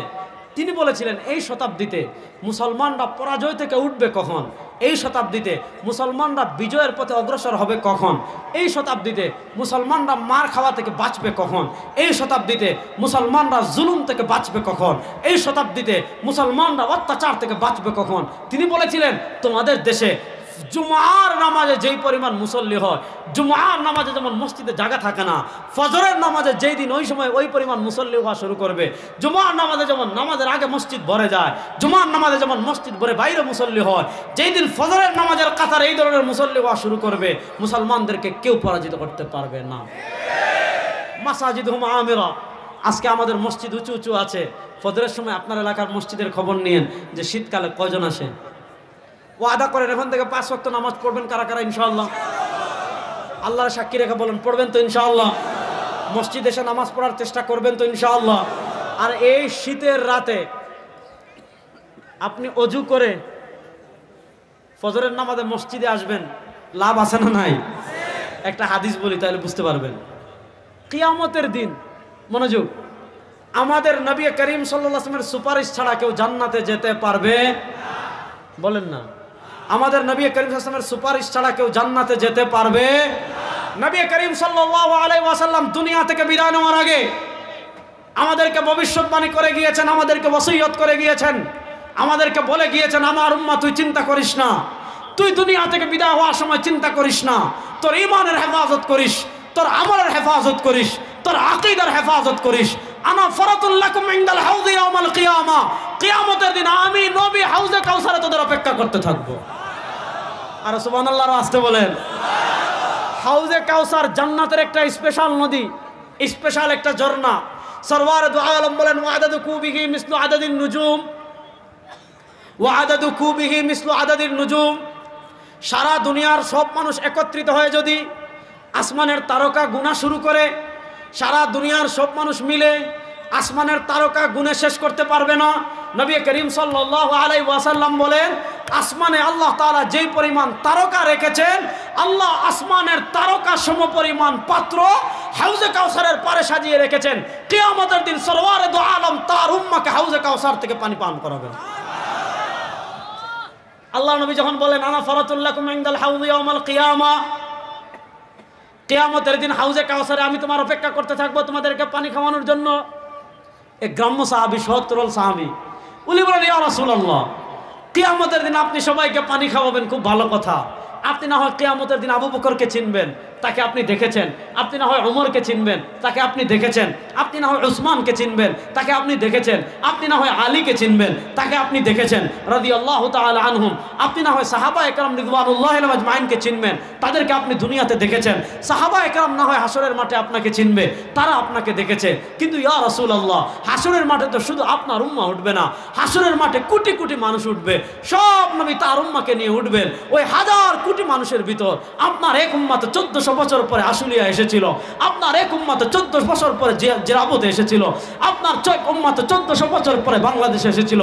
ইয়া রাসূলুল্লাহ, সেও তো আপনাকে মহব্বত করত। ইয়া রাসূলুল্লাহ, সেও তো আপনার দ্বীনের জন্য জীবন দেওয়ার জন্য প্রস্তুত ছিল। ইয়া রাসূলুল্লাহ, সেও তো আপনার ইসলামের ঝান্ডা বুলন্দ করার জন্য নিজের রক্ত ঢেলে দেওয়ার জন্য প্রস্তুত ছিল। ইয়া রাসূলুল্লাহ, হাসরের মাঠে তো আপনার সেই এতিম উম্মত উঠবে। ইয়া রাসূলুল্লাহ, আপনিও তাকে দুনিয়াতে দেখেন নাই, তার চর্মচক্ষু দুনিয়াতে আপনাকে দেখে নাই। ইয়া রাসূলুল্লাহ, কিয়ামতের দিন তো আপনি হাউজে কাউসারে তাদের অপেক্ষা করবেন। ইয়া রাসূলুল্লাহ, আপনি তো তাকে দেখেন নাই, সেও আপনাকে দেখে নাই। ইয়া রাসূলুল্লাহ, কিয়ামতের দিন হাজার কোটি মানুষের ভিতর আপনার ওই জিরাবুর ছোট্ট মুহাম্মদকে, জিরাবুর ছোট্ট আহমদকে, জিরাবুর ছোট্ট সুলাইমানকে, জিরাবুর ছোট্ট আব্দুল্লাহকে, ইয়া রাসূলুল্লাহ, আপনি কেমনে চিনবেন যে ওইটা আপনার উম্মত? সুবহানাল্লাহ বলেন। আচ্ছা, প্রশ্নটা যৌক্তিক না অযৌক্তিক? যৌক্তিক। আল্লাহ নবী সাল্লাল্লাহু আলাইহি ওয়াসাল্লাম জবাব দিচ্ছেন, আরাআইতা লাউ আন্না রাজুলান লাহু ফারাসুন, আরাআইতা লাউ আন্না রাজুলান লাহু ফারাসুন গুররুম মুহাজ্জালুম বাইনা দুহমিন ওয়া বুহমিন। আল্লাহ নবী বলেন, বলো আমাকে, আমার উম্মাহকে আমি কেমনে চিনবো জানো? আমার উম্মাহ, আমার নবী বলেন, শুনো শুনো, আমাকে তোমরা বলো, আরাআইতা, আমাকে তোমরা বলো, লাউ আন্না রাজুলান, মনে করেন আশুলিয়ার এক ব্যক্তির, মনে করেন জিরাবুর এক ব্যক্তির 1 লক্ষ ঘোড়া আছে, গুররুন, কালো, মুহাজ্জাল অথবা সাদা। এই মনে করেন জিরাবুর এক ব্যক্তির 1 লক্ষ ঘোড়া আছে, এই 1 লক্ষ ঘোড়া হলো সাদা। জিরাবুর এক ব্যক্তির 1 লক্ষ ঘোড়া আছে, এই 1 লক্ষ ঘোড়া হলো কালো। এই 1 লক্ষ ঘোড়ার ভিতর একটা ঘোড়া হলো চানকোপালে, ওই 1 লক্ষ সাদা ঘোড়ার ভিতর একটা ঘোড়া হলো চানকোপালে, এই 1 লক্ষ কালো ঘোড়ার ভিতর একটা ঘোড়া হলো চানকোপালে। 1 লক্ষ ঘোড়ার ভিতর একটা ঘোড়া হলো চানকোপালে। বলেন, 1 লক্ষ ঘোড়ার ভিতর একটা ঘোড়ার যদি কপাল সাদা হয়, একটা ঘোড়ার যদি পা সাদা হয়, ওই ঘোড়া বের করতে মালিকের কোনো কষ্ট হবে? বড় আসতে বললেন।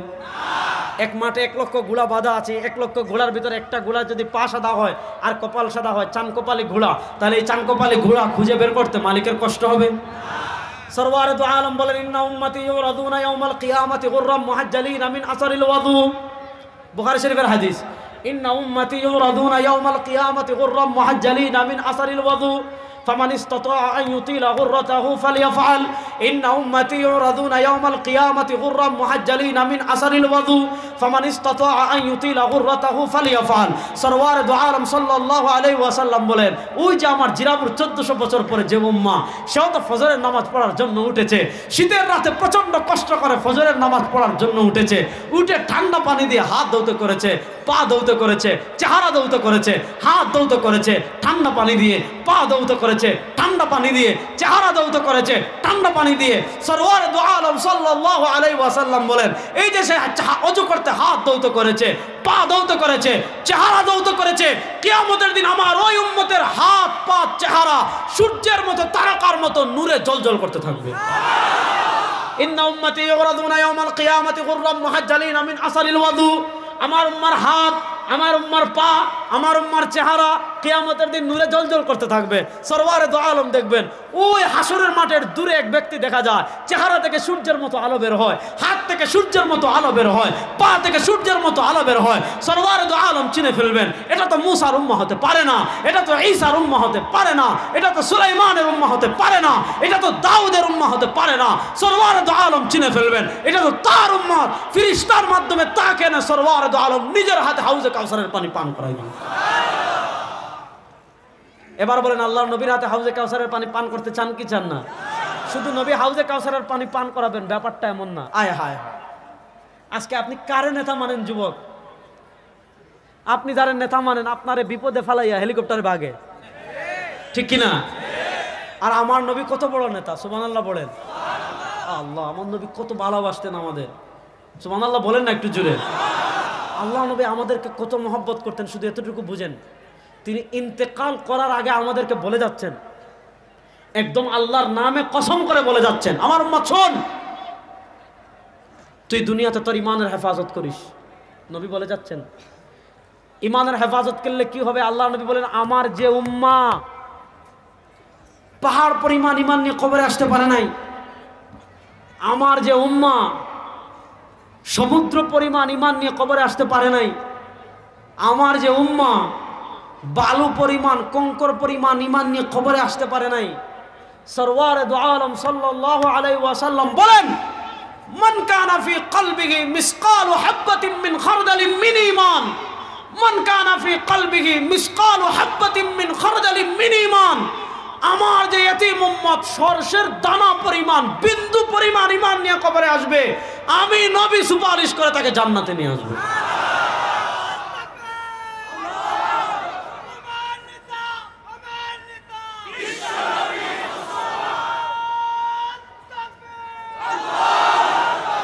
এই স্লোগান দিতে পারবেন তো, তোমার নেতা আমার নেতা বিশ্বনবী মুস্তাফা রাস্তাগণ। জয় বাংলাতে কইছেন মিয়া, ধামরাই থেকে শোনা গেছে। এক কাপ লাল চা খেয়ে আর 100 টাকা পেয়ে, তোমার নেতা আমার নেতা, তোমার নেতা আমার নেতা। আরে দুই হাত তুলে বলেন না, তোমার নেতা আমার নেতা। আমরা সবাই রাসূল সেনা, তোমার নেতা আমার নেতা। নারায়ে তাকবীর, নারায়ে তাকবীর। তোমার নেতা আমার নেতা। আল্লাহ সবাইকে কবুল করুক। আমার নবী বলেছেন, চিন্তা করিস না, যে যারা পরিমাণ ঈমান নিয়ে কবরে আসবে আমি তোকে সুপারিশ করে জান্নাতে নিয়ে আসবো। তাহলে এবার বলেন, যেই জিনিসটা সামান্য থাকলে আপনি জান্নাতে যেতে পারতেছেন, এটার চেয়ে দামি জিনিস দুনিয়াতে আর কিছু আছে? সবচেয়ে দামি জিনিসের নাম, হ্যাঁ বলেন না, সবচেয়ে দামি জিনিসের নাম। কথা যাচ্ছে আরেকদিকে, যে জিনিসটা আমি বুঝাতে চাচ্ছি, যে এই উম্মার হালাত এমন হবে, বিশাল বিশাল মসজিদ থাকবে, হেদায়েত থাকবে না। আল্লাহ নবী সাল্লাল্লাহু আলাইহি ওয়াসাল্লামের যুগে মসজিদ ছিল খেজুর পাতা, মনোযোগ দিয়ে শুনেন। আল্লাহ নবী সাল্লাল্লাহু আলাইহি ওয়াসাল্লামের যুগে মসজিদ ছিল খেজুর পাতার, এমন মসজিদ ছিল, সাহাবী বলেন বৃষ্টি হয়েছে, পানি পড়েছে, কাদা জমে গিয়েছে, আল্লাহ নবী কাদার ভিতর সিজদা করেছেন। হাত্তা রাআইতু আসারাত তিনি ফি ওয়াজহি, সাহাবী বলেন আমি দেখতে পেলাম নবী করিম সাল্লাল্লাহু আলাইহি ওয়াসাল্লামের চেহারা মুবারক, নবী কি সুন্দর ছিলেন, আমার নবীর চেহারা মুবারকটা কি সুন্দর ছিল। হযরত আবু সাঈদ খুদরি বলেন, হযরত আবু হুরায়রা বলেন, খারাজতু লাইলাতান মুকমিরা মা রাসূলিল্লাহ, এখন যেমন আকাশে পূর্ণিমার চাঁদ, আজকে যেমন আকাশে বড় চাঁদ, এরকম পূর্ণিমার চাঁদ রাতে, সাহাবী বলেন এরকম এক পূর্ণিমার রাতে আমি নবী করিম সাল্লাল্লাহু আলাইহি ওয়াসাল্লামের সাথে মদিনার রাস্তায় হাঁটছিলাম। ফারাআইতু মাররাতান ইলাল কমর, সাহাবী বলেন আমি একবার আকাশের পূর্ণিমার চাঁদের দিকে তাকাই, ওয়া মাররাতান ইলা ওয়াজহি রাসূলিল্লাহ সাল্লাল্লাহু আলাইহি ওয়াসাল্লাম, আমি একবার আকাশের পূর্ণিমার চাঁদের দিকে তাকাই, আরেকবার সরওয়ারে দু আলম সাল্লাল্লাহু আলাইহি ওয়াসাল্লামের চেহারার দিকে তাকাই। ওই সাহাবী বলেন যার হাতে আমার প্রাণ, সেই সত্তার শপথ করে বলছি আমার নবী আকাশের পূর্ণিমার চাঁদের চেয়ে বেশি সুন্দর। সেই পূর্ণিমার চাঁদের চেয়েও সুন্দর নবীর চেহারায়। সাহাবী বলেন মসজিদ এতটা সুন্দর মানে মসজিদ এতটা ছিল, পাকা তো করার সামর্থ্য নাই, মসজিদ ছিল খেজুর পাতা, বৃষ্টি হয়েছে, পানি জমে গিয়েছে, আল্লাহ নবী মাটিতে সিজদা করেছেন, আমার নবীর চেহারা মুবারকে মাটি লেগে আছে। আল্লাহ নবীর যুগে মসজিদ ছিল খেজুর পাতার, কিন্তু সেই মসজিদ থেকে নবী রাষ্ট্র পরিচালনা করেছেন, সেই মসজিদকে নবী মাদ্রাসা বানিয়েছেন, সেই মসজিদকে নবী বিচারালয় বানিয়েছেন, সেই মসজিদকে রোমানরা ভয় পেত, কিসরা ভয় পেত, কায়সার ভয় পেত। আজকে আমাদের সমাজের জায়গায় জায়গায় জায়গায় জায়গায় সব জায়গায় মসজিদ আছে, কিন্তু মসজিদে হেদায়াত নাই। বলেন মসজিদে, আরে মসজিদে হেদায়াত, রাত্রে তো সাহস করে মসজিদ খোলা রাখারই সাহস করে না, কারণ মসজিদের ফ্যান চুরি হয়, এসি চুরি হয়, মাইক চুরি হয়। এক জায়গায় শুনলাম মসজিদে পড়ার জন্য কোরআন শরীফ ছিল, কোরআন শরীফ চুরি নিয়ে বিক্রি করে দিচ্ছে।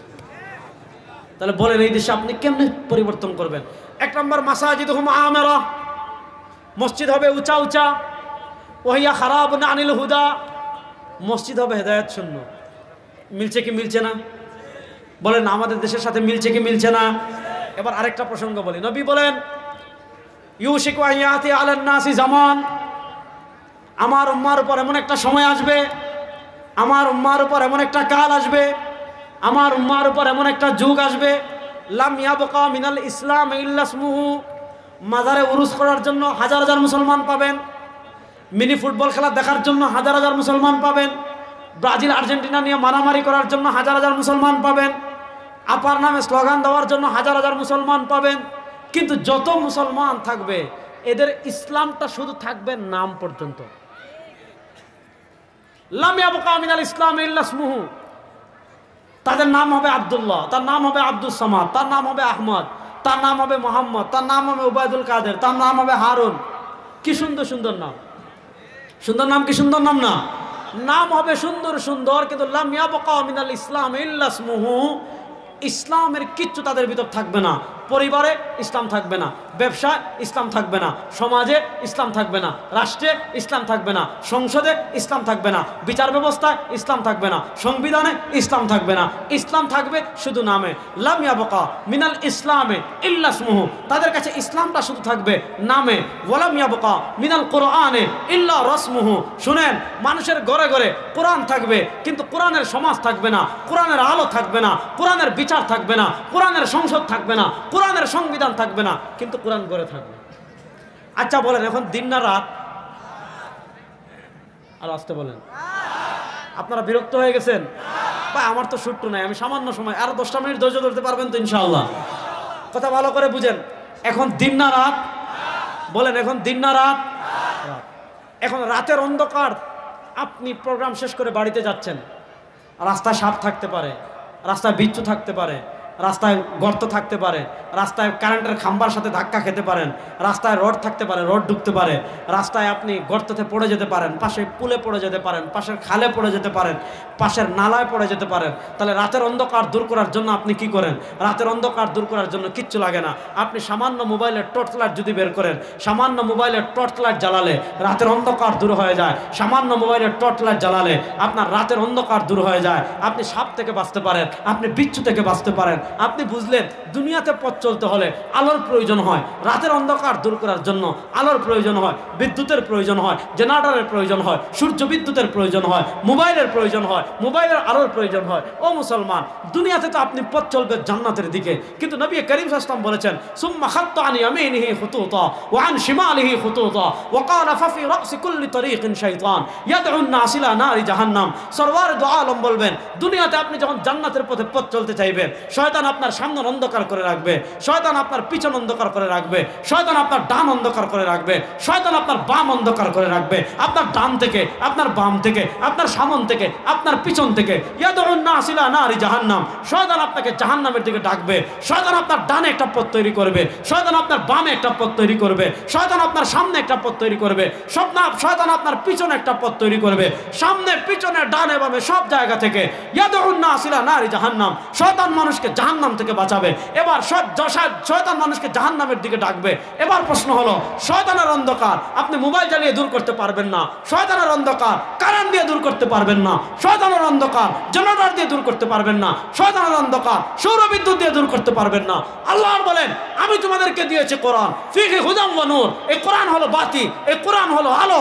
এই কোরআনের বাতি জ্বালিয়ে যারা পথ চলবে, এই কোরআন দিয়ে যারা সমাজ সাজাবে, এই কোরআনের আলোয় যারা পথ চলবে, এই কোরআনের আলোয় যারা আলোকিত হবে, কোরআনই তাদেরকে জান্নাতে নিয়ে যাবে। তাহলে কোরআন হলো বাতি।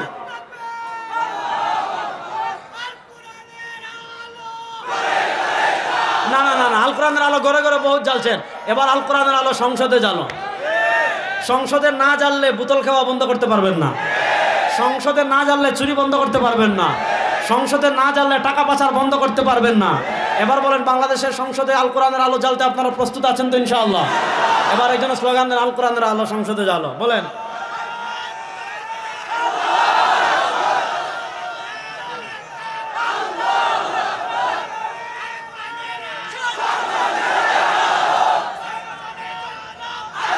শুনেন শুনেন শুনেন, সংসদে আল কোরআনের আইন জারি না করলে আপনার দেশের কি অবস্থা হবে?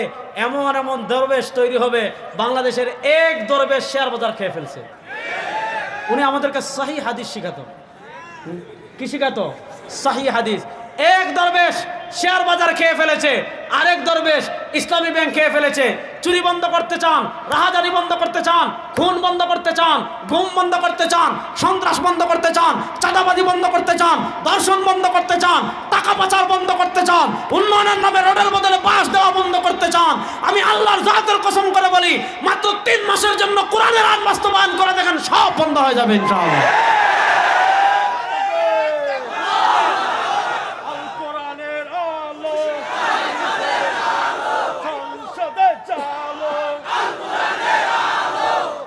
এবার ভালো করে কথা বুঝেন, আল্লাহর নবী বলেছেন এমন একটা সময় আসবে, লাম ইয়াবকা মিনাল কোরআন ইল্লা রাসমু। মানুষ কোরআন দিয়ে তাবিজ দিবে, মানুষ কোরআন দিয়ে ঝাড়ফুঁক করবে। ঘরে কোরআন শরীফ লাগবে যাতে জিন না ঢুকে, বউয়ের কাছে কোরআন শরীফ রাখবে যাতে বাচ্চা নর্মাল ডেলিভারি হয়। আপনি গাড়িতে সাইরকুল লিগা লটকাই দিবে যাতে গাড়ি অ্যাক্সিডেন্ট না হয়। দোকানে সাইরকুল লুকে লটকাই দিবে যাতে চলে যাওয়ার পর দোকানে চুরি না হয়, দোকানে বরকত হয়। হ্যাঁ, এই কাজগুলো জায়েজ আছে। কোরআন দিয়ে আপনি তাবিজ দিতে পারেন, বিনিময় নিতে পারেন। কোরআন দিয়ে আপনি ঝাড়ফুঁকও করতে পারেন, বিনিময় দিতে পারেন। কোরআন বরকত মনে করে ঘরে রাখার জন্য দিয়ে রাখতেও পারেন। কিন্তু আল্লাহ তো কোরআন শুধু তাবিজ দেওয়ার জন্য দেয় নাই, আল্লাহ তো কোরআন শুধু ঝাড়ফুঁক দেওয়ার জন্য দেয় নাই। কোরআন হলো সংবিধান, আমাদের ঘর থেকে নিয়ে সব সাজবে। ঘর বলেন, সংসদ বলেন, বিচার ব্যবস্থা বলেন, সব জায়গায় সাজবে হলো কোরআন দিয়ে। কিন্তু নবী বলেছেন, ওয়ালাম ইয়াবকা মিনাল কোরআন ইল্লা রাসমু। এমন একটা সময় আসবে কোথাও কোরআন থাকবে না। বলেন, 92% মুসলমানের দেশের সংসদে কোরআন আছে না? এটা বড় আসতে কইলেন। বিচার ব্যবস্থায় কোরআন আছে? এবার আমি আপনাদেরকে একটা হিস্টোরি বলে শেষ করবো, ভালো করে বুঝেন। আমাদের একটা স্বাধীনতা আজকে গেল, একটা বিজয় দিবস যায় নাই? আমাদের স্বাধীনতা কিন্তু শুধু 1971-এ না, 1971-এর আগে আমাদের আরেকটা স্বাধীনতা আছে না নাই? দেখছেন, জানে না যুবকরা? 1947-এ আরেকটা স্বাধীনতা আছে না নাই? 47-এর ইতিহাস আড়াল করে রাখা হয় কেন জানেন? যাতে আলেমদের অবদান মানুষের চোখে না পড়ে। এজন্য আমাদের এক স্বাধীনতা 47-এর আগে, খুব মনোযোগ দিয়ে যুবকরা ইতিহাসটা শোনো, এটা বলে শেষ করব। 1803 সাল থেকে নিয়ে 1947 সাল পর্যন্ত বাংলাদেশ, ভারত, পাকিস্তান এই 3 রাষ্ট্র তখন এক রাষ্ট্র ছিল। এই রাষ্ট্রের ক্ষমতায় ছিল ব্রিটিশ। কারা? ইংরেজরা। আচ্ছা, এবার একটা প্রশ্ন করে উত্তর দেন। ইংরেজরা যে এদেশের রাষ্ট্র ক্ষমতায় ছিল, তারা এদেশের মালিক ছিল না ডাকাত ছিল? আর আসতে বলেন, তারা এদেশের মালিক ছিল না ডাকাত ছিল? ডাকাত। এই ডাকাতরা 150 বছরের মতো ক্ষমতায় ছিল। ডাকাতরা যখন, এমন আওয়ামী লীগের আমলে যেমন হিন্দুরা ভিআইপি ছিল, মনে হয়েছিল দেশ তাদের। ডাকাতদের আমলে, ব্রিটিশের আমলে জমিদার হতো হিন্দুরা, ট্যাক্স আদায় করার দায়িত্ব পেত হিন্দুরা, বড় বড় পদ পেত হিন্দুরা। এরা মুসলমানদের বিরুদ্ধে মারাত্মক বৈষম্য করত, জুলুম করত। মুসলমানরা বলল, আর হিন্দুদের সাথে থাকবো না, মুসলমানদের আলাদা আবাসভূমি হবে, হিন্দুদের আলাদা আবাসভূমি হবে। 1947 সালের শবে কদরে, রমজান মাসের 26 তারিখ দিবাগত রাতে, জুমার রাতে 14 আগস্ট মুসলমানদের আলাদা আবাসভূমি হয়েছে, মুসলমানদের আলাদা আবাসভূমি পাকিস্তান, হিন্দুদের আলাদা আবাসভূমি হিন্দুস্তান। শুনেন, পাকিস্তান প্রতিষ্ঠার আন্দোলনে মুসলমানরা যখন অংশগ্রহণ করেছে, সব মুসলমানদের তখন স্লোগান ছিল, 70% বেশি মুসলমানের স্লোগান ছিল, আর হিন্দুদের সাথে থাকবো না, আমাদের রাষ্ট্র হবে আলাদা। তখন পাকিস্তান প্রতিষ্ঠার আন্দোলনের স্লোগান ছিল, পাকিস্তান কা মতলব ক্যা, লা ইলাহা ইল্লাল্লাহ। বলেন, পাকিস্তান কা মতলব ক্যা, লা ইলাহা। তাহলে বোঝা গেল পাকিস্তান কা মতলব ক্যা, লা ইলাহা ইল্লাল্লাহ। লা ইলাহা ইল্লাল্লাহর উপর 47 দেশ স্বাধীন হলো। এবার আমি একটা ইতিহাস বলি। এই যে ব্রিটিশ আমাদের দেশে 150 বছর ছিল, তারা মালিক ছিল না ডাকাত ছিল? আর আসতে বলেন। আজকে যারা সাদা চামড়ার যারা অহংকার করে, তাদেরকে সভ্য বলে, আমরা বলি তোমরা কিসের সভ্য? তোর বাপ দাদারা আমাদের দেশের টাকা চুরি করে ধনী হয়েছে, তোরা চুরের বাচ্চা চুর, ডাকাতের বাচ্চা ডাকাত। ইতিহাস জানতে হবে। এবার বুঝেন, 47-এ স্বাধীনতা হয়েছে কিসের উপর? এটা মাথায় রাখবেন, এটা কিন্তু শাহবাগীরা আমাদেরকে মনে করতে দেয় না। গত 15 বছর এটা বলতেন, আপনারা আয়না করে নিবে। শুনেন, সর্বশেষ জুলাই মাসে আমার 2বার নিচে বাতের হোটেলে, বাতের হোটেল বুঝছেন তো? হ্যাঁ, বাতের হোটেলে আমার নিচে 2বার। হ্যাঁ হ্যাঁ, ভালো করে বুঝেন। তাহলে 47-এর স্বাধীনতার ভিত্তি কি ছিল? লা ইলাহা। বলেন না, 47-এর স্বাধীনতার ভিত্তি কি ছিল? লা ইলাহা। 47-এর স্বাধীনতার ভিত্তির পর পাকিস্তান 2 ভাগ হলো, এক ভাগ পূর্ব পাকিস্তান, আরেক ভাগ পশ্চিম পাকিস্তান। এখন দেখা যেত পশ্চিম পাকিস্তানিরা নানা কারণে আমাদেরকে ঠকায়। আমাদের দেশের গার্মেন্টসে কাপড় হয়, এগুলো উৎপাদন হয়, তারা ওগুলো নিয়ে খারাপগুলো আমাদেরকে দেয়। আমাদের এখানে ভালো কাগজ হয়, তারা ওই কাগজগুলো নিয়ে খারাপ কাগজ দেয়। আমাদের এখানে ধান হয়, তারা ভালো ধান নিয়ে খারাপ ধান দেয়।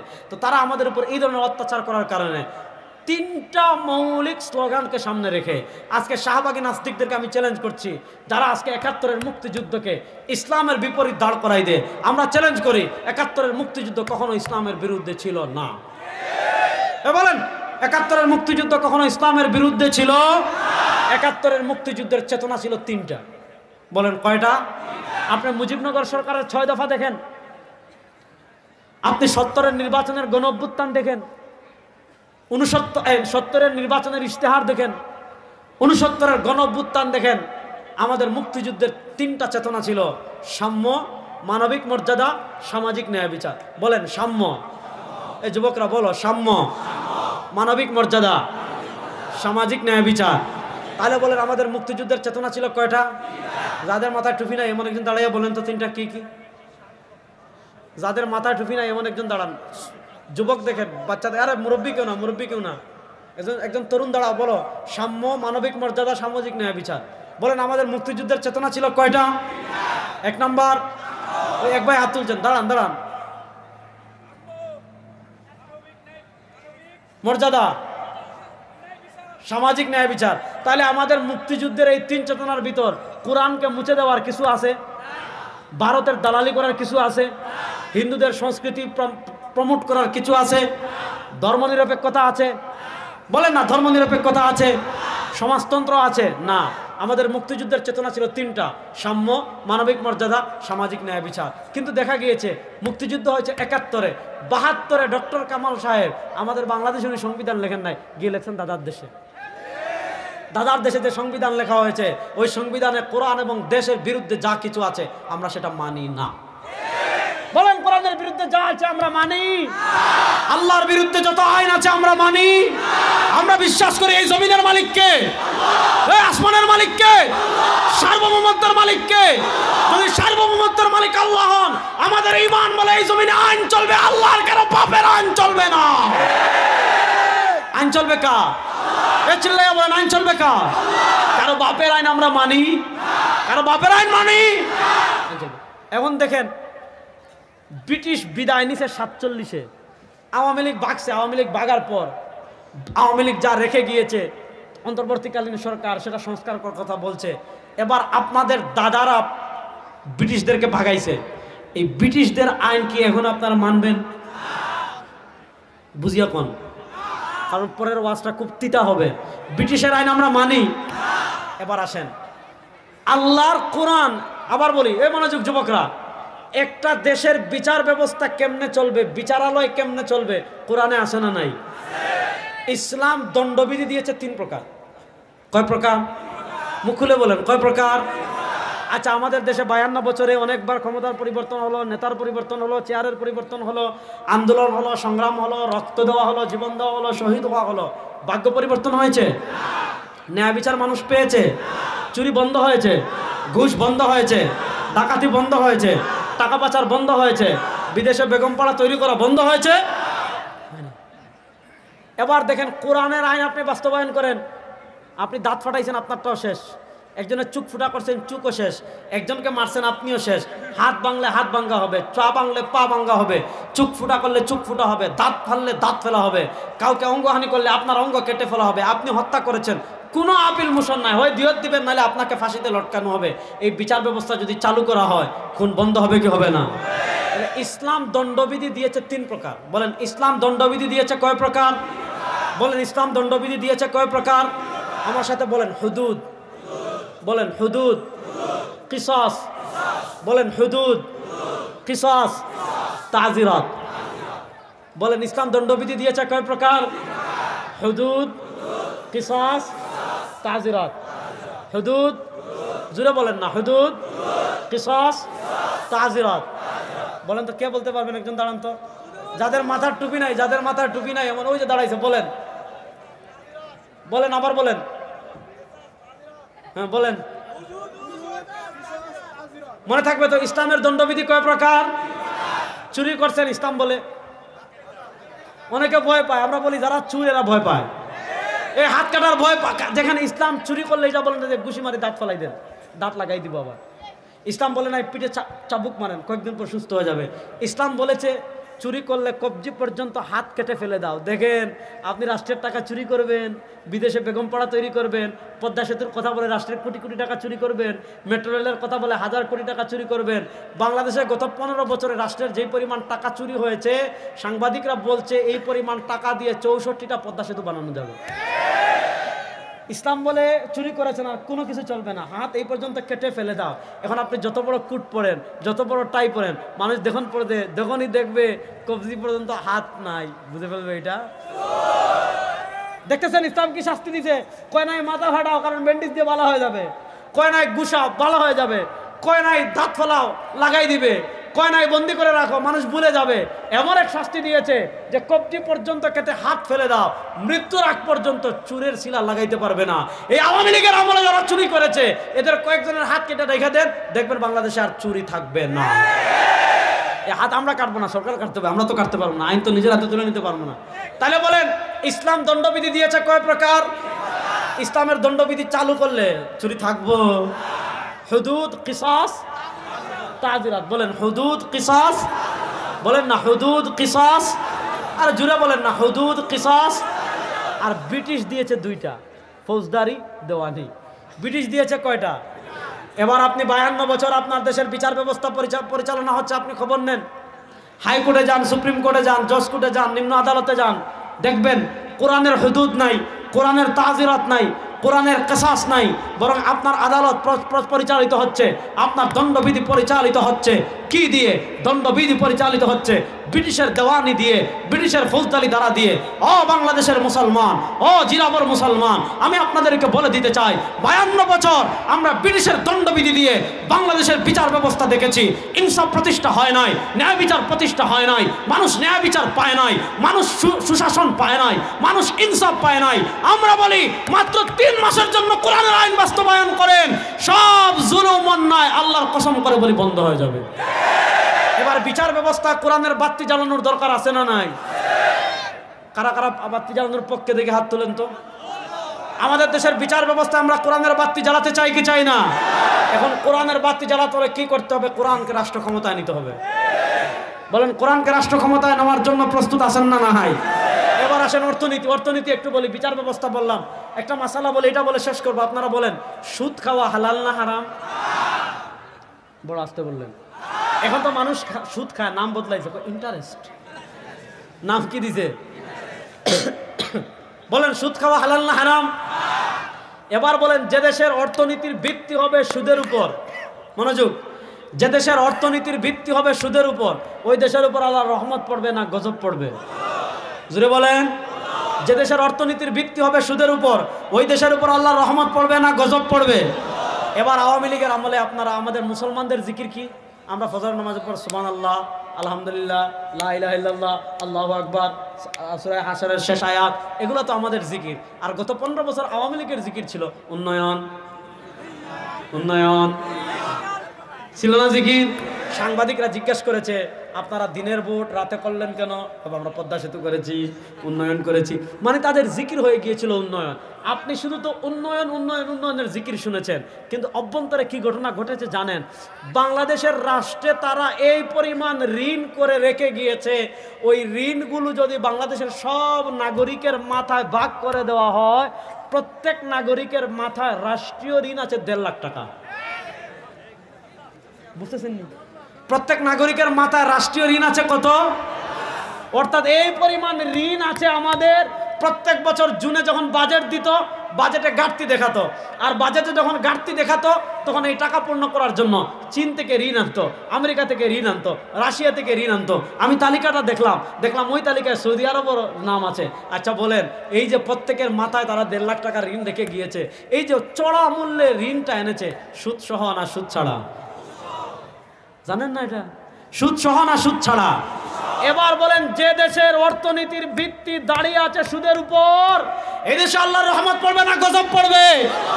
এবার সুদমুক্ত ব্যাংকিং, সুদমুক্ত অর্থনীতি আমাদের দেশে চালু হোক। আপনারা চান কি চান না? আপনি আমরা বলতে পারেন যে আমরা সব, আপনার ওয়াজ তো ঠিক আছে, কিন্তু এখন তো পুরো পৃথিবী নিয়ন্ত্রণ করে আমেরিকা, এখন তো অর্থনীতি নিয়ন্ত্রণ করে পুঁজিবাদ, এখন তো অর্থনীতি নিয়ন্ত্রণ করে বিশ্ব ব্যাংক। এখন তো সুদ ছাড়া একটা রাষ্ট্র টিকতে পারে না, সুদ ছাড়া একটা রাষ্ট্র দাঁড়াতে পারে না, সুদ ছাড়া একটা রাষ্ট্র যদি আমেরিকা স্ট্রাইক দেয়, বিশ্ব ব্যাংক স্ট্রাইক দেয়, একটা রাষ্ট্র দাঁড়াতে পারে না। আমরা বলি এই সমস্ত ওয়াজ আর এখন চলবে না। সুদ মুক্ত একটা রাষ্ট্রের অর্থনীতি যে দাঁড়িয়ে যেতে পারে, আমেরিকার নাকপাশ চিহ্ন করে, পুঁজিবাদী অর্থনীতির নাকপাশ চিহ্ন করে, বিশ্ব ব্যাংকের তাবেদারি না করে, বিশ্ব ব্যাংকের পা না চেটে, ইহুদি খ্রিস্টান আমেরিকার পা না চেটে একটা রাষ্ট্রের যে অর্থনীতি দাঁড়িয়ে যেতে পারে, তার সবচেয়ে বড় প্রমাণ হলো আল্লাহর সিংহরা যেই ভূমিতে বসবাস করে, আফগানিস্তান। আফগানিস্তানের কথা মনে আছে তো? আমি এবার গিয়েছিলাম বুখারায়, উজবেকিস্তান। আমি যখন কসরে আরেফা প্রবেশ করছি, ইমাম বাহাউদ্দিন বুখারা শহর, যেখানে ইমাম বুখারী জন্মগ্রহণ করেছেন, কসরে আরেফায় আমি যখন প্রবেশ করছি, আমি দেখতে পেলাম একদল তালেবান আসতেছে। তাদেরকে দেখলে তো চেনা যায়, বিশাল দেহ, বিশাল কালো পাগড়ি, বিশাল আলিশান সংকট নিয়ে। আমি তো ছোট মানুষ, একদম দেখতেও তো ছোট, তাদের একদম এখানে পড়ে গেছি। দেখলাম তারা নামাজ পড়বে, ভাবলাম আজকে তাদের পিছনে নামাজ পড়ি। নামাজ পড়ার পর দেখলাম সুবহানাল্লাহ, এরা কেমনে আমেরিকারে পরাজিত করলো, এরা কেমনে পৃথিবীর সুপার পাওয়ারকে তছনছ করে দিল। দেখলাম নামাজ পড়ে যে তাসবিহ পড়লো, যে লম্বা সময় নিয়ে দোয়া করলো, আমার বিশ্বাস হয়ে গিয়েছে যাদের সম্পর্ক আল্লাহর সাথে আছে। আর কিসের আমেরিকার, কিসের ভারত, বেটা খেলা হবে ইনশাআল্লাহ। তো ওখানে কাবুলের ডেপুটি মেয়র ছিলেন, তো ওনাকে আমার পরিচয় দিলাম, আমাদের বাংলাদেশের মানুষের অভিনন্দন জানালাম যে তোমরা যে কাবুলে আমেরিকাকে পরাজিত করে ইসলামের এই যে সাদা কালো পতাকা উড়াইছে, কইরে এই যে দেখেন, কানাত রায়াত রাসূলুল্লাহ সাল্লাল্লাহু আলাইহি ওয়াসাল্লাম সাউদা ওয়া লিওয়াহু আবিয়াদ মাকতুবান ফিহি লা ইলাহা ইল্লাল্লাহ মুহাম্মাদুর রাসূলুল্লাহ।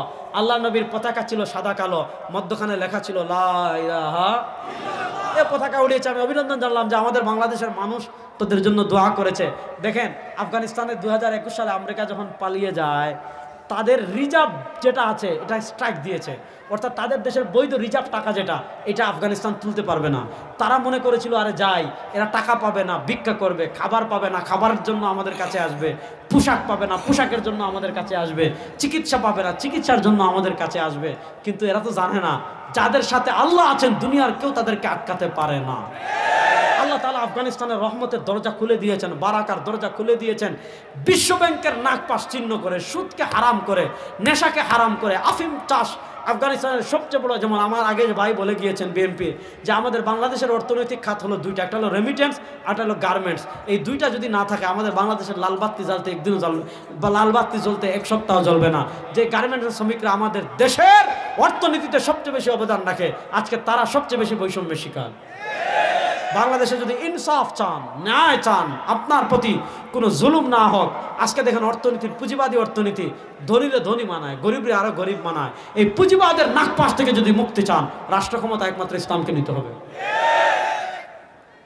আফগানিস্তানের অর্থনীতি এভাবে এগিয়ে যাচ্ছে, আফগানিস্তানের অর্থনীতি এভাবে এগিয়ে যাচ্ছে।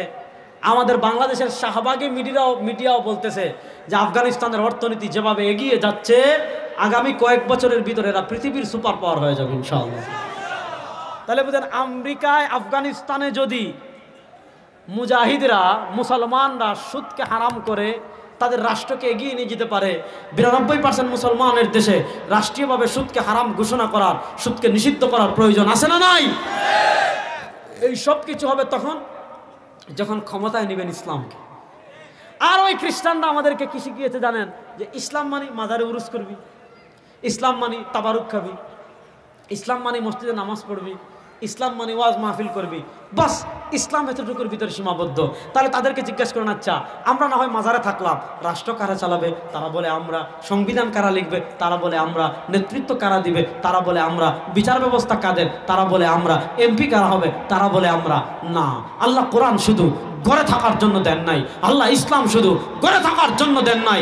এবার বাংলাদেশের সময় এসেছে, পৃথিবীর প্রান্ত প্রান্তে যেমন মুসলমানদের বিজয় শুরু হয়ে গিয়েছে, যে আবার মুসলমান প্রস্তুতি নেন, বাংলাদেশের চূড়ান্ত বিপ্লব হবে, ইসলামকে বিজয়ের বিপ্লব, কোরআনকে বিজয়ের বিপ্লব, আল্লাহর জমিনে আল্লাহর দ্বীন প্রতিষ্ঠার বিপ্লব হবে ইনশাআল্লাহ। ইসলামের শত্রুরা, কথা শেষ করে দিচ্ছি, মনোযোগ। শত্রুরা বাংলাদেশে কোরআন বিজয় হোক, এটা আপনারা চান কি চান না? কারা কারা চান? বাংলাদেশের রাষ্ট্র ক্ষমতায় কোরআন যাক, আপনারা চান কি চান না? ওই সেকুলারিজম, ধর্মনিরপেক্ষতাবাদ, সমাজতন্ত্রবাদ, ডিজিটাল, স্মার্ট, সোনার, রূপার সব বাংলাদেশের খেলা শেষ হয়ে গিয়েছে। ডিজিটাল বাংলা দেখা আমাদের শেষ, স্মার্ট বাংলা দেখা আমাদের শেষ, সোনার বাংলা দেখা আমাদের শেষ, রূপার বাংলা দেখা আমাদের শেষ।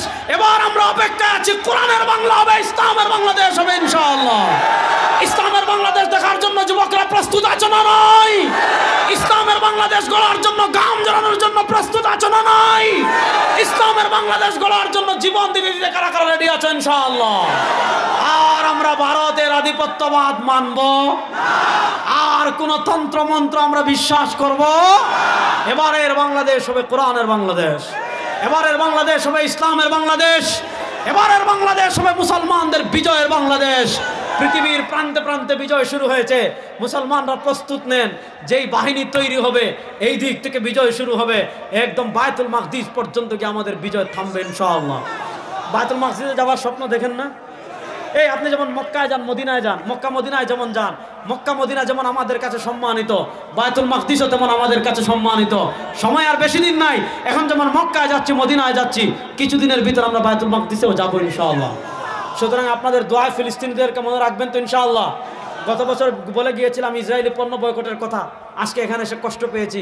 আপনারা একুয়াফিনা পানি এখানে রেখেছেন, এই পানি খাবেন না, কোকাকোলা খাবেন না, 7 আপ খাবেন না, মিরিন্ডা খাবেন না, কিনলে পানি খাবেন না, একুয়াফানি পানি খাবেন না। আমাদের প্রাণ বের হয়ে যেতে পারে। শুনেন, বাংলাদেশের সব টিউবওয়েলের পানি যদি কোকাকোলা হয়ে যায়, বাংলাদেশের সব মোটরের পানি যদি কোকাকোলা হয়ে যায়, বাংলাদেশের সব নদীর পানি যদি কোকাকোলা হয়ে যায়, আমাদের জান বের হবে, কোকাকোলা খাবো না। যুবকরা ওয়াদা করো, আমাদের প্রাণ বের হয়ে যাবে, আমরা কোকাকোলা খাবো, 7 আপ খাবো, মিরিন্ডা খাবো, ইসরায়েলি পণ্য ব্যবহার করব। আমার জিরাবর যুবকদেরকে আমি বলে যাব, আপনারা তাফসির মাহফিলের আয়োজন করেছেন, খুব ভালো কথা। ইসরায়েলের বিষয়টা পিছনে পড়ে গিয়েছে, আবার নতুন করে মসজিদে মসজিদে কোন কোন পণ্য ইসরায়েলি আছে ইনশাআল্লাহ, আল্লাহ কবুল করো। ইসরায়েলি পণ্য বয়কট করবেন তো ইনশাআল্লাহ? শুধু ইসরায়েলি পণ্য না, দাদা গো লালবাতি জ্বালাইতে হইব। কি গুন্ডামি করে বেটাই, আমাকে কি ঠেকা পড়ছে, তোরা পেঁয়াজ না দিলে আমাদেরকে পেঁয়াজ দিবে তুরস্ক ইনশাআল্লাহ। আমাদেরকে পেঁয়াজ দেওয়ার জন্য হাজার শত শত মুসলিম রাষ্ট্র আছে ইনশাআল্লাহ। মুসলমান আল মুসলিমুনা জাসাদিন ওয়াহিদিন। আমরা যদি বিপদে পড়ি, পৃথিবীর লক্ষ লক্ষ মুসলমান আমাদের পাশে দাঁড়ানোর জন্য প্রস্তুত আছে। আরে বেটা কেউ লাগবে না, আমাদের বাংলাদেশের যত মানুষ আছে এরা যদি প্রত্যেকেই বাড়ির আঙ্গিনা একটু একটু পেঁয়াজ আর আলু চাষ করে, তোদের দিকে আমরা তোরা কে, আমরা তোদেরকে ভয় করি না। এমনি কান্নাকাটি শুরু হয়ে গেছে। এতদিন বাপ মারছিল, শুনেন শুনেন শুনেন, এতদিন বাপ মারছিল, এখন দেখা যাচ্ছে হোটেল বিজনেস লালবাতি জ্বলে গেছে, গাড়ি ড্রাইভার প্যাসেঞ্জার পায় না। বাঙালিরা যদি ভারত ছাড়ে আমাদের কিচ্ছু হবে না, কিন্তু তোমাদের ব্যবসা বাণিজ্যের লালবাতি জ্বলে যাবে। তারা ভয় দেখাচ্ছে যে আমাদের দেশে আসলে চিকিৎসা দিবে না। আমরা এটা বলে তোরা নিষিদ্ধ কর। আমরাও বলি বাংলাদেশের কোনো রাজনীতিবিদ, কোনো নেতা চিকিৎসার জন্য ভারত যেতে পারবে না, আইন করা দরকার। যে কোনো নেতা চিকিৎসার জন্য সিঙ্গাপুর যেতে পারবে না, কোনো নেতা ভারত যেতে পারবে না, কোনো নেতা মাদ্রাজ যেতে পারবে না, কোনো নেতা চেন্নাই যেতে পারবে না। যদি তারা নিষিদ্ধ করে আমাদের দেশের চিকিৎসা আরও উন্নত হবে। সুতরাং আপনারা সজাগ থাকবেন, জাগ্রত থাকবেন, ইসলামের জন্য, কোরআনের জন্য, হাদিসের জন্য, সরওয়ার দু আলমের আদর্শ বাস্তবায়ন করার জন্য নিজের সর্বশেষ প্রস্তুতি নিয়ে থাকবেন। বাংলাদেশের সব গণনার ওলামা একরাম কিন্তু ঐক্যবদ্ধ হয়ে যাচ্ছে। আপনাদেরকে একটা সুসংবাদ দিলাম, সব আলেমরা ঐক্যবদ্ধ হয়ে এই বাংলাদেশের সংসদে যদি কালেমার পতাকা উড়ানোর আপনাদেরকে মিশন দেন এবং আপনাদেরকে বলেন এই লা ইলাহা ইল্লাল্লাহ সব জায়গায় চালু হবে, কোরআন সংসদে চালু হবে, বিচার ব্যবস্থায় চালু হবে, সব ওলামা ইকরাম ঐক্যবদ্ধ হয়ে যদি আপনাদেরকে কোরআনের বিপ্লব করার ডাক দেন, যুবকরা প্রস্তুত আছে তো ইনশাআল্লাহ?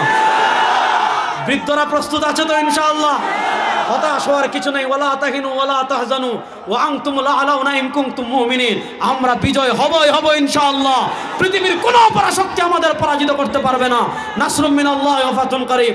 আবার দেখা হবে, কথা হবে না। সাবতু ফামিনাল্লাহ ওয়া ইন আখতাতু ফামিন্নি ওয়া মিনাশ শাইতান। সুবহানাকাল্লাহুম্মা বিহামদিকা আশহাদু আল্লা ইলাহা ইল্লা আনতা আস্তাগফিরুকা ওয়া আতুবু ইলাইক।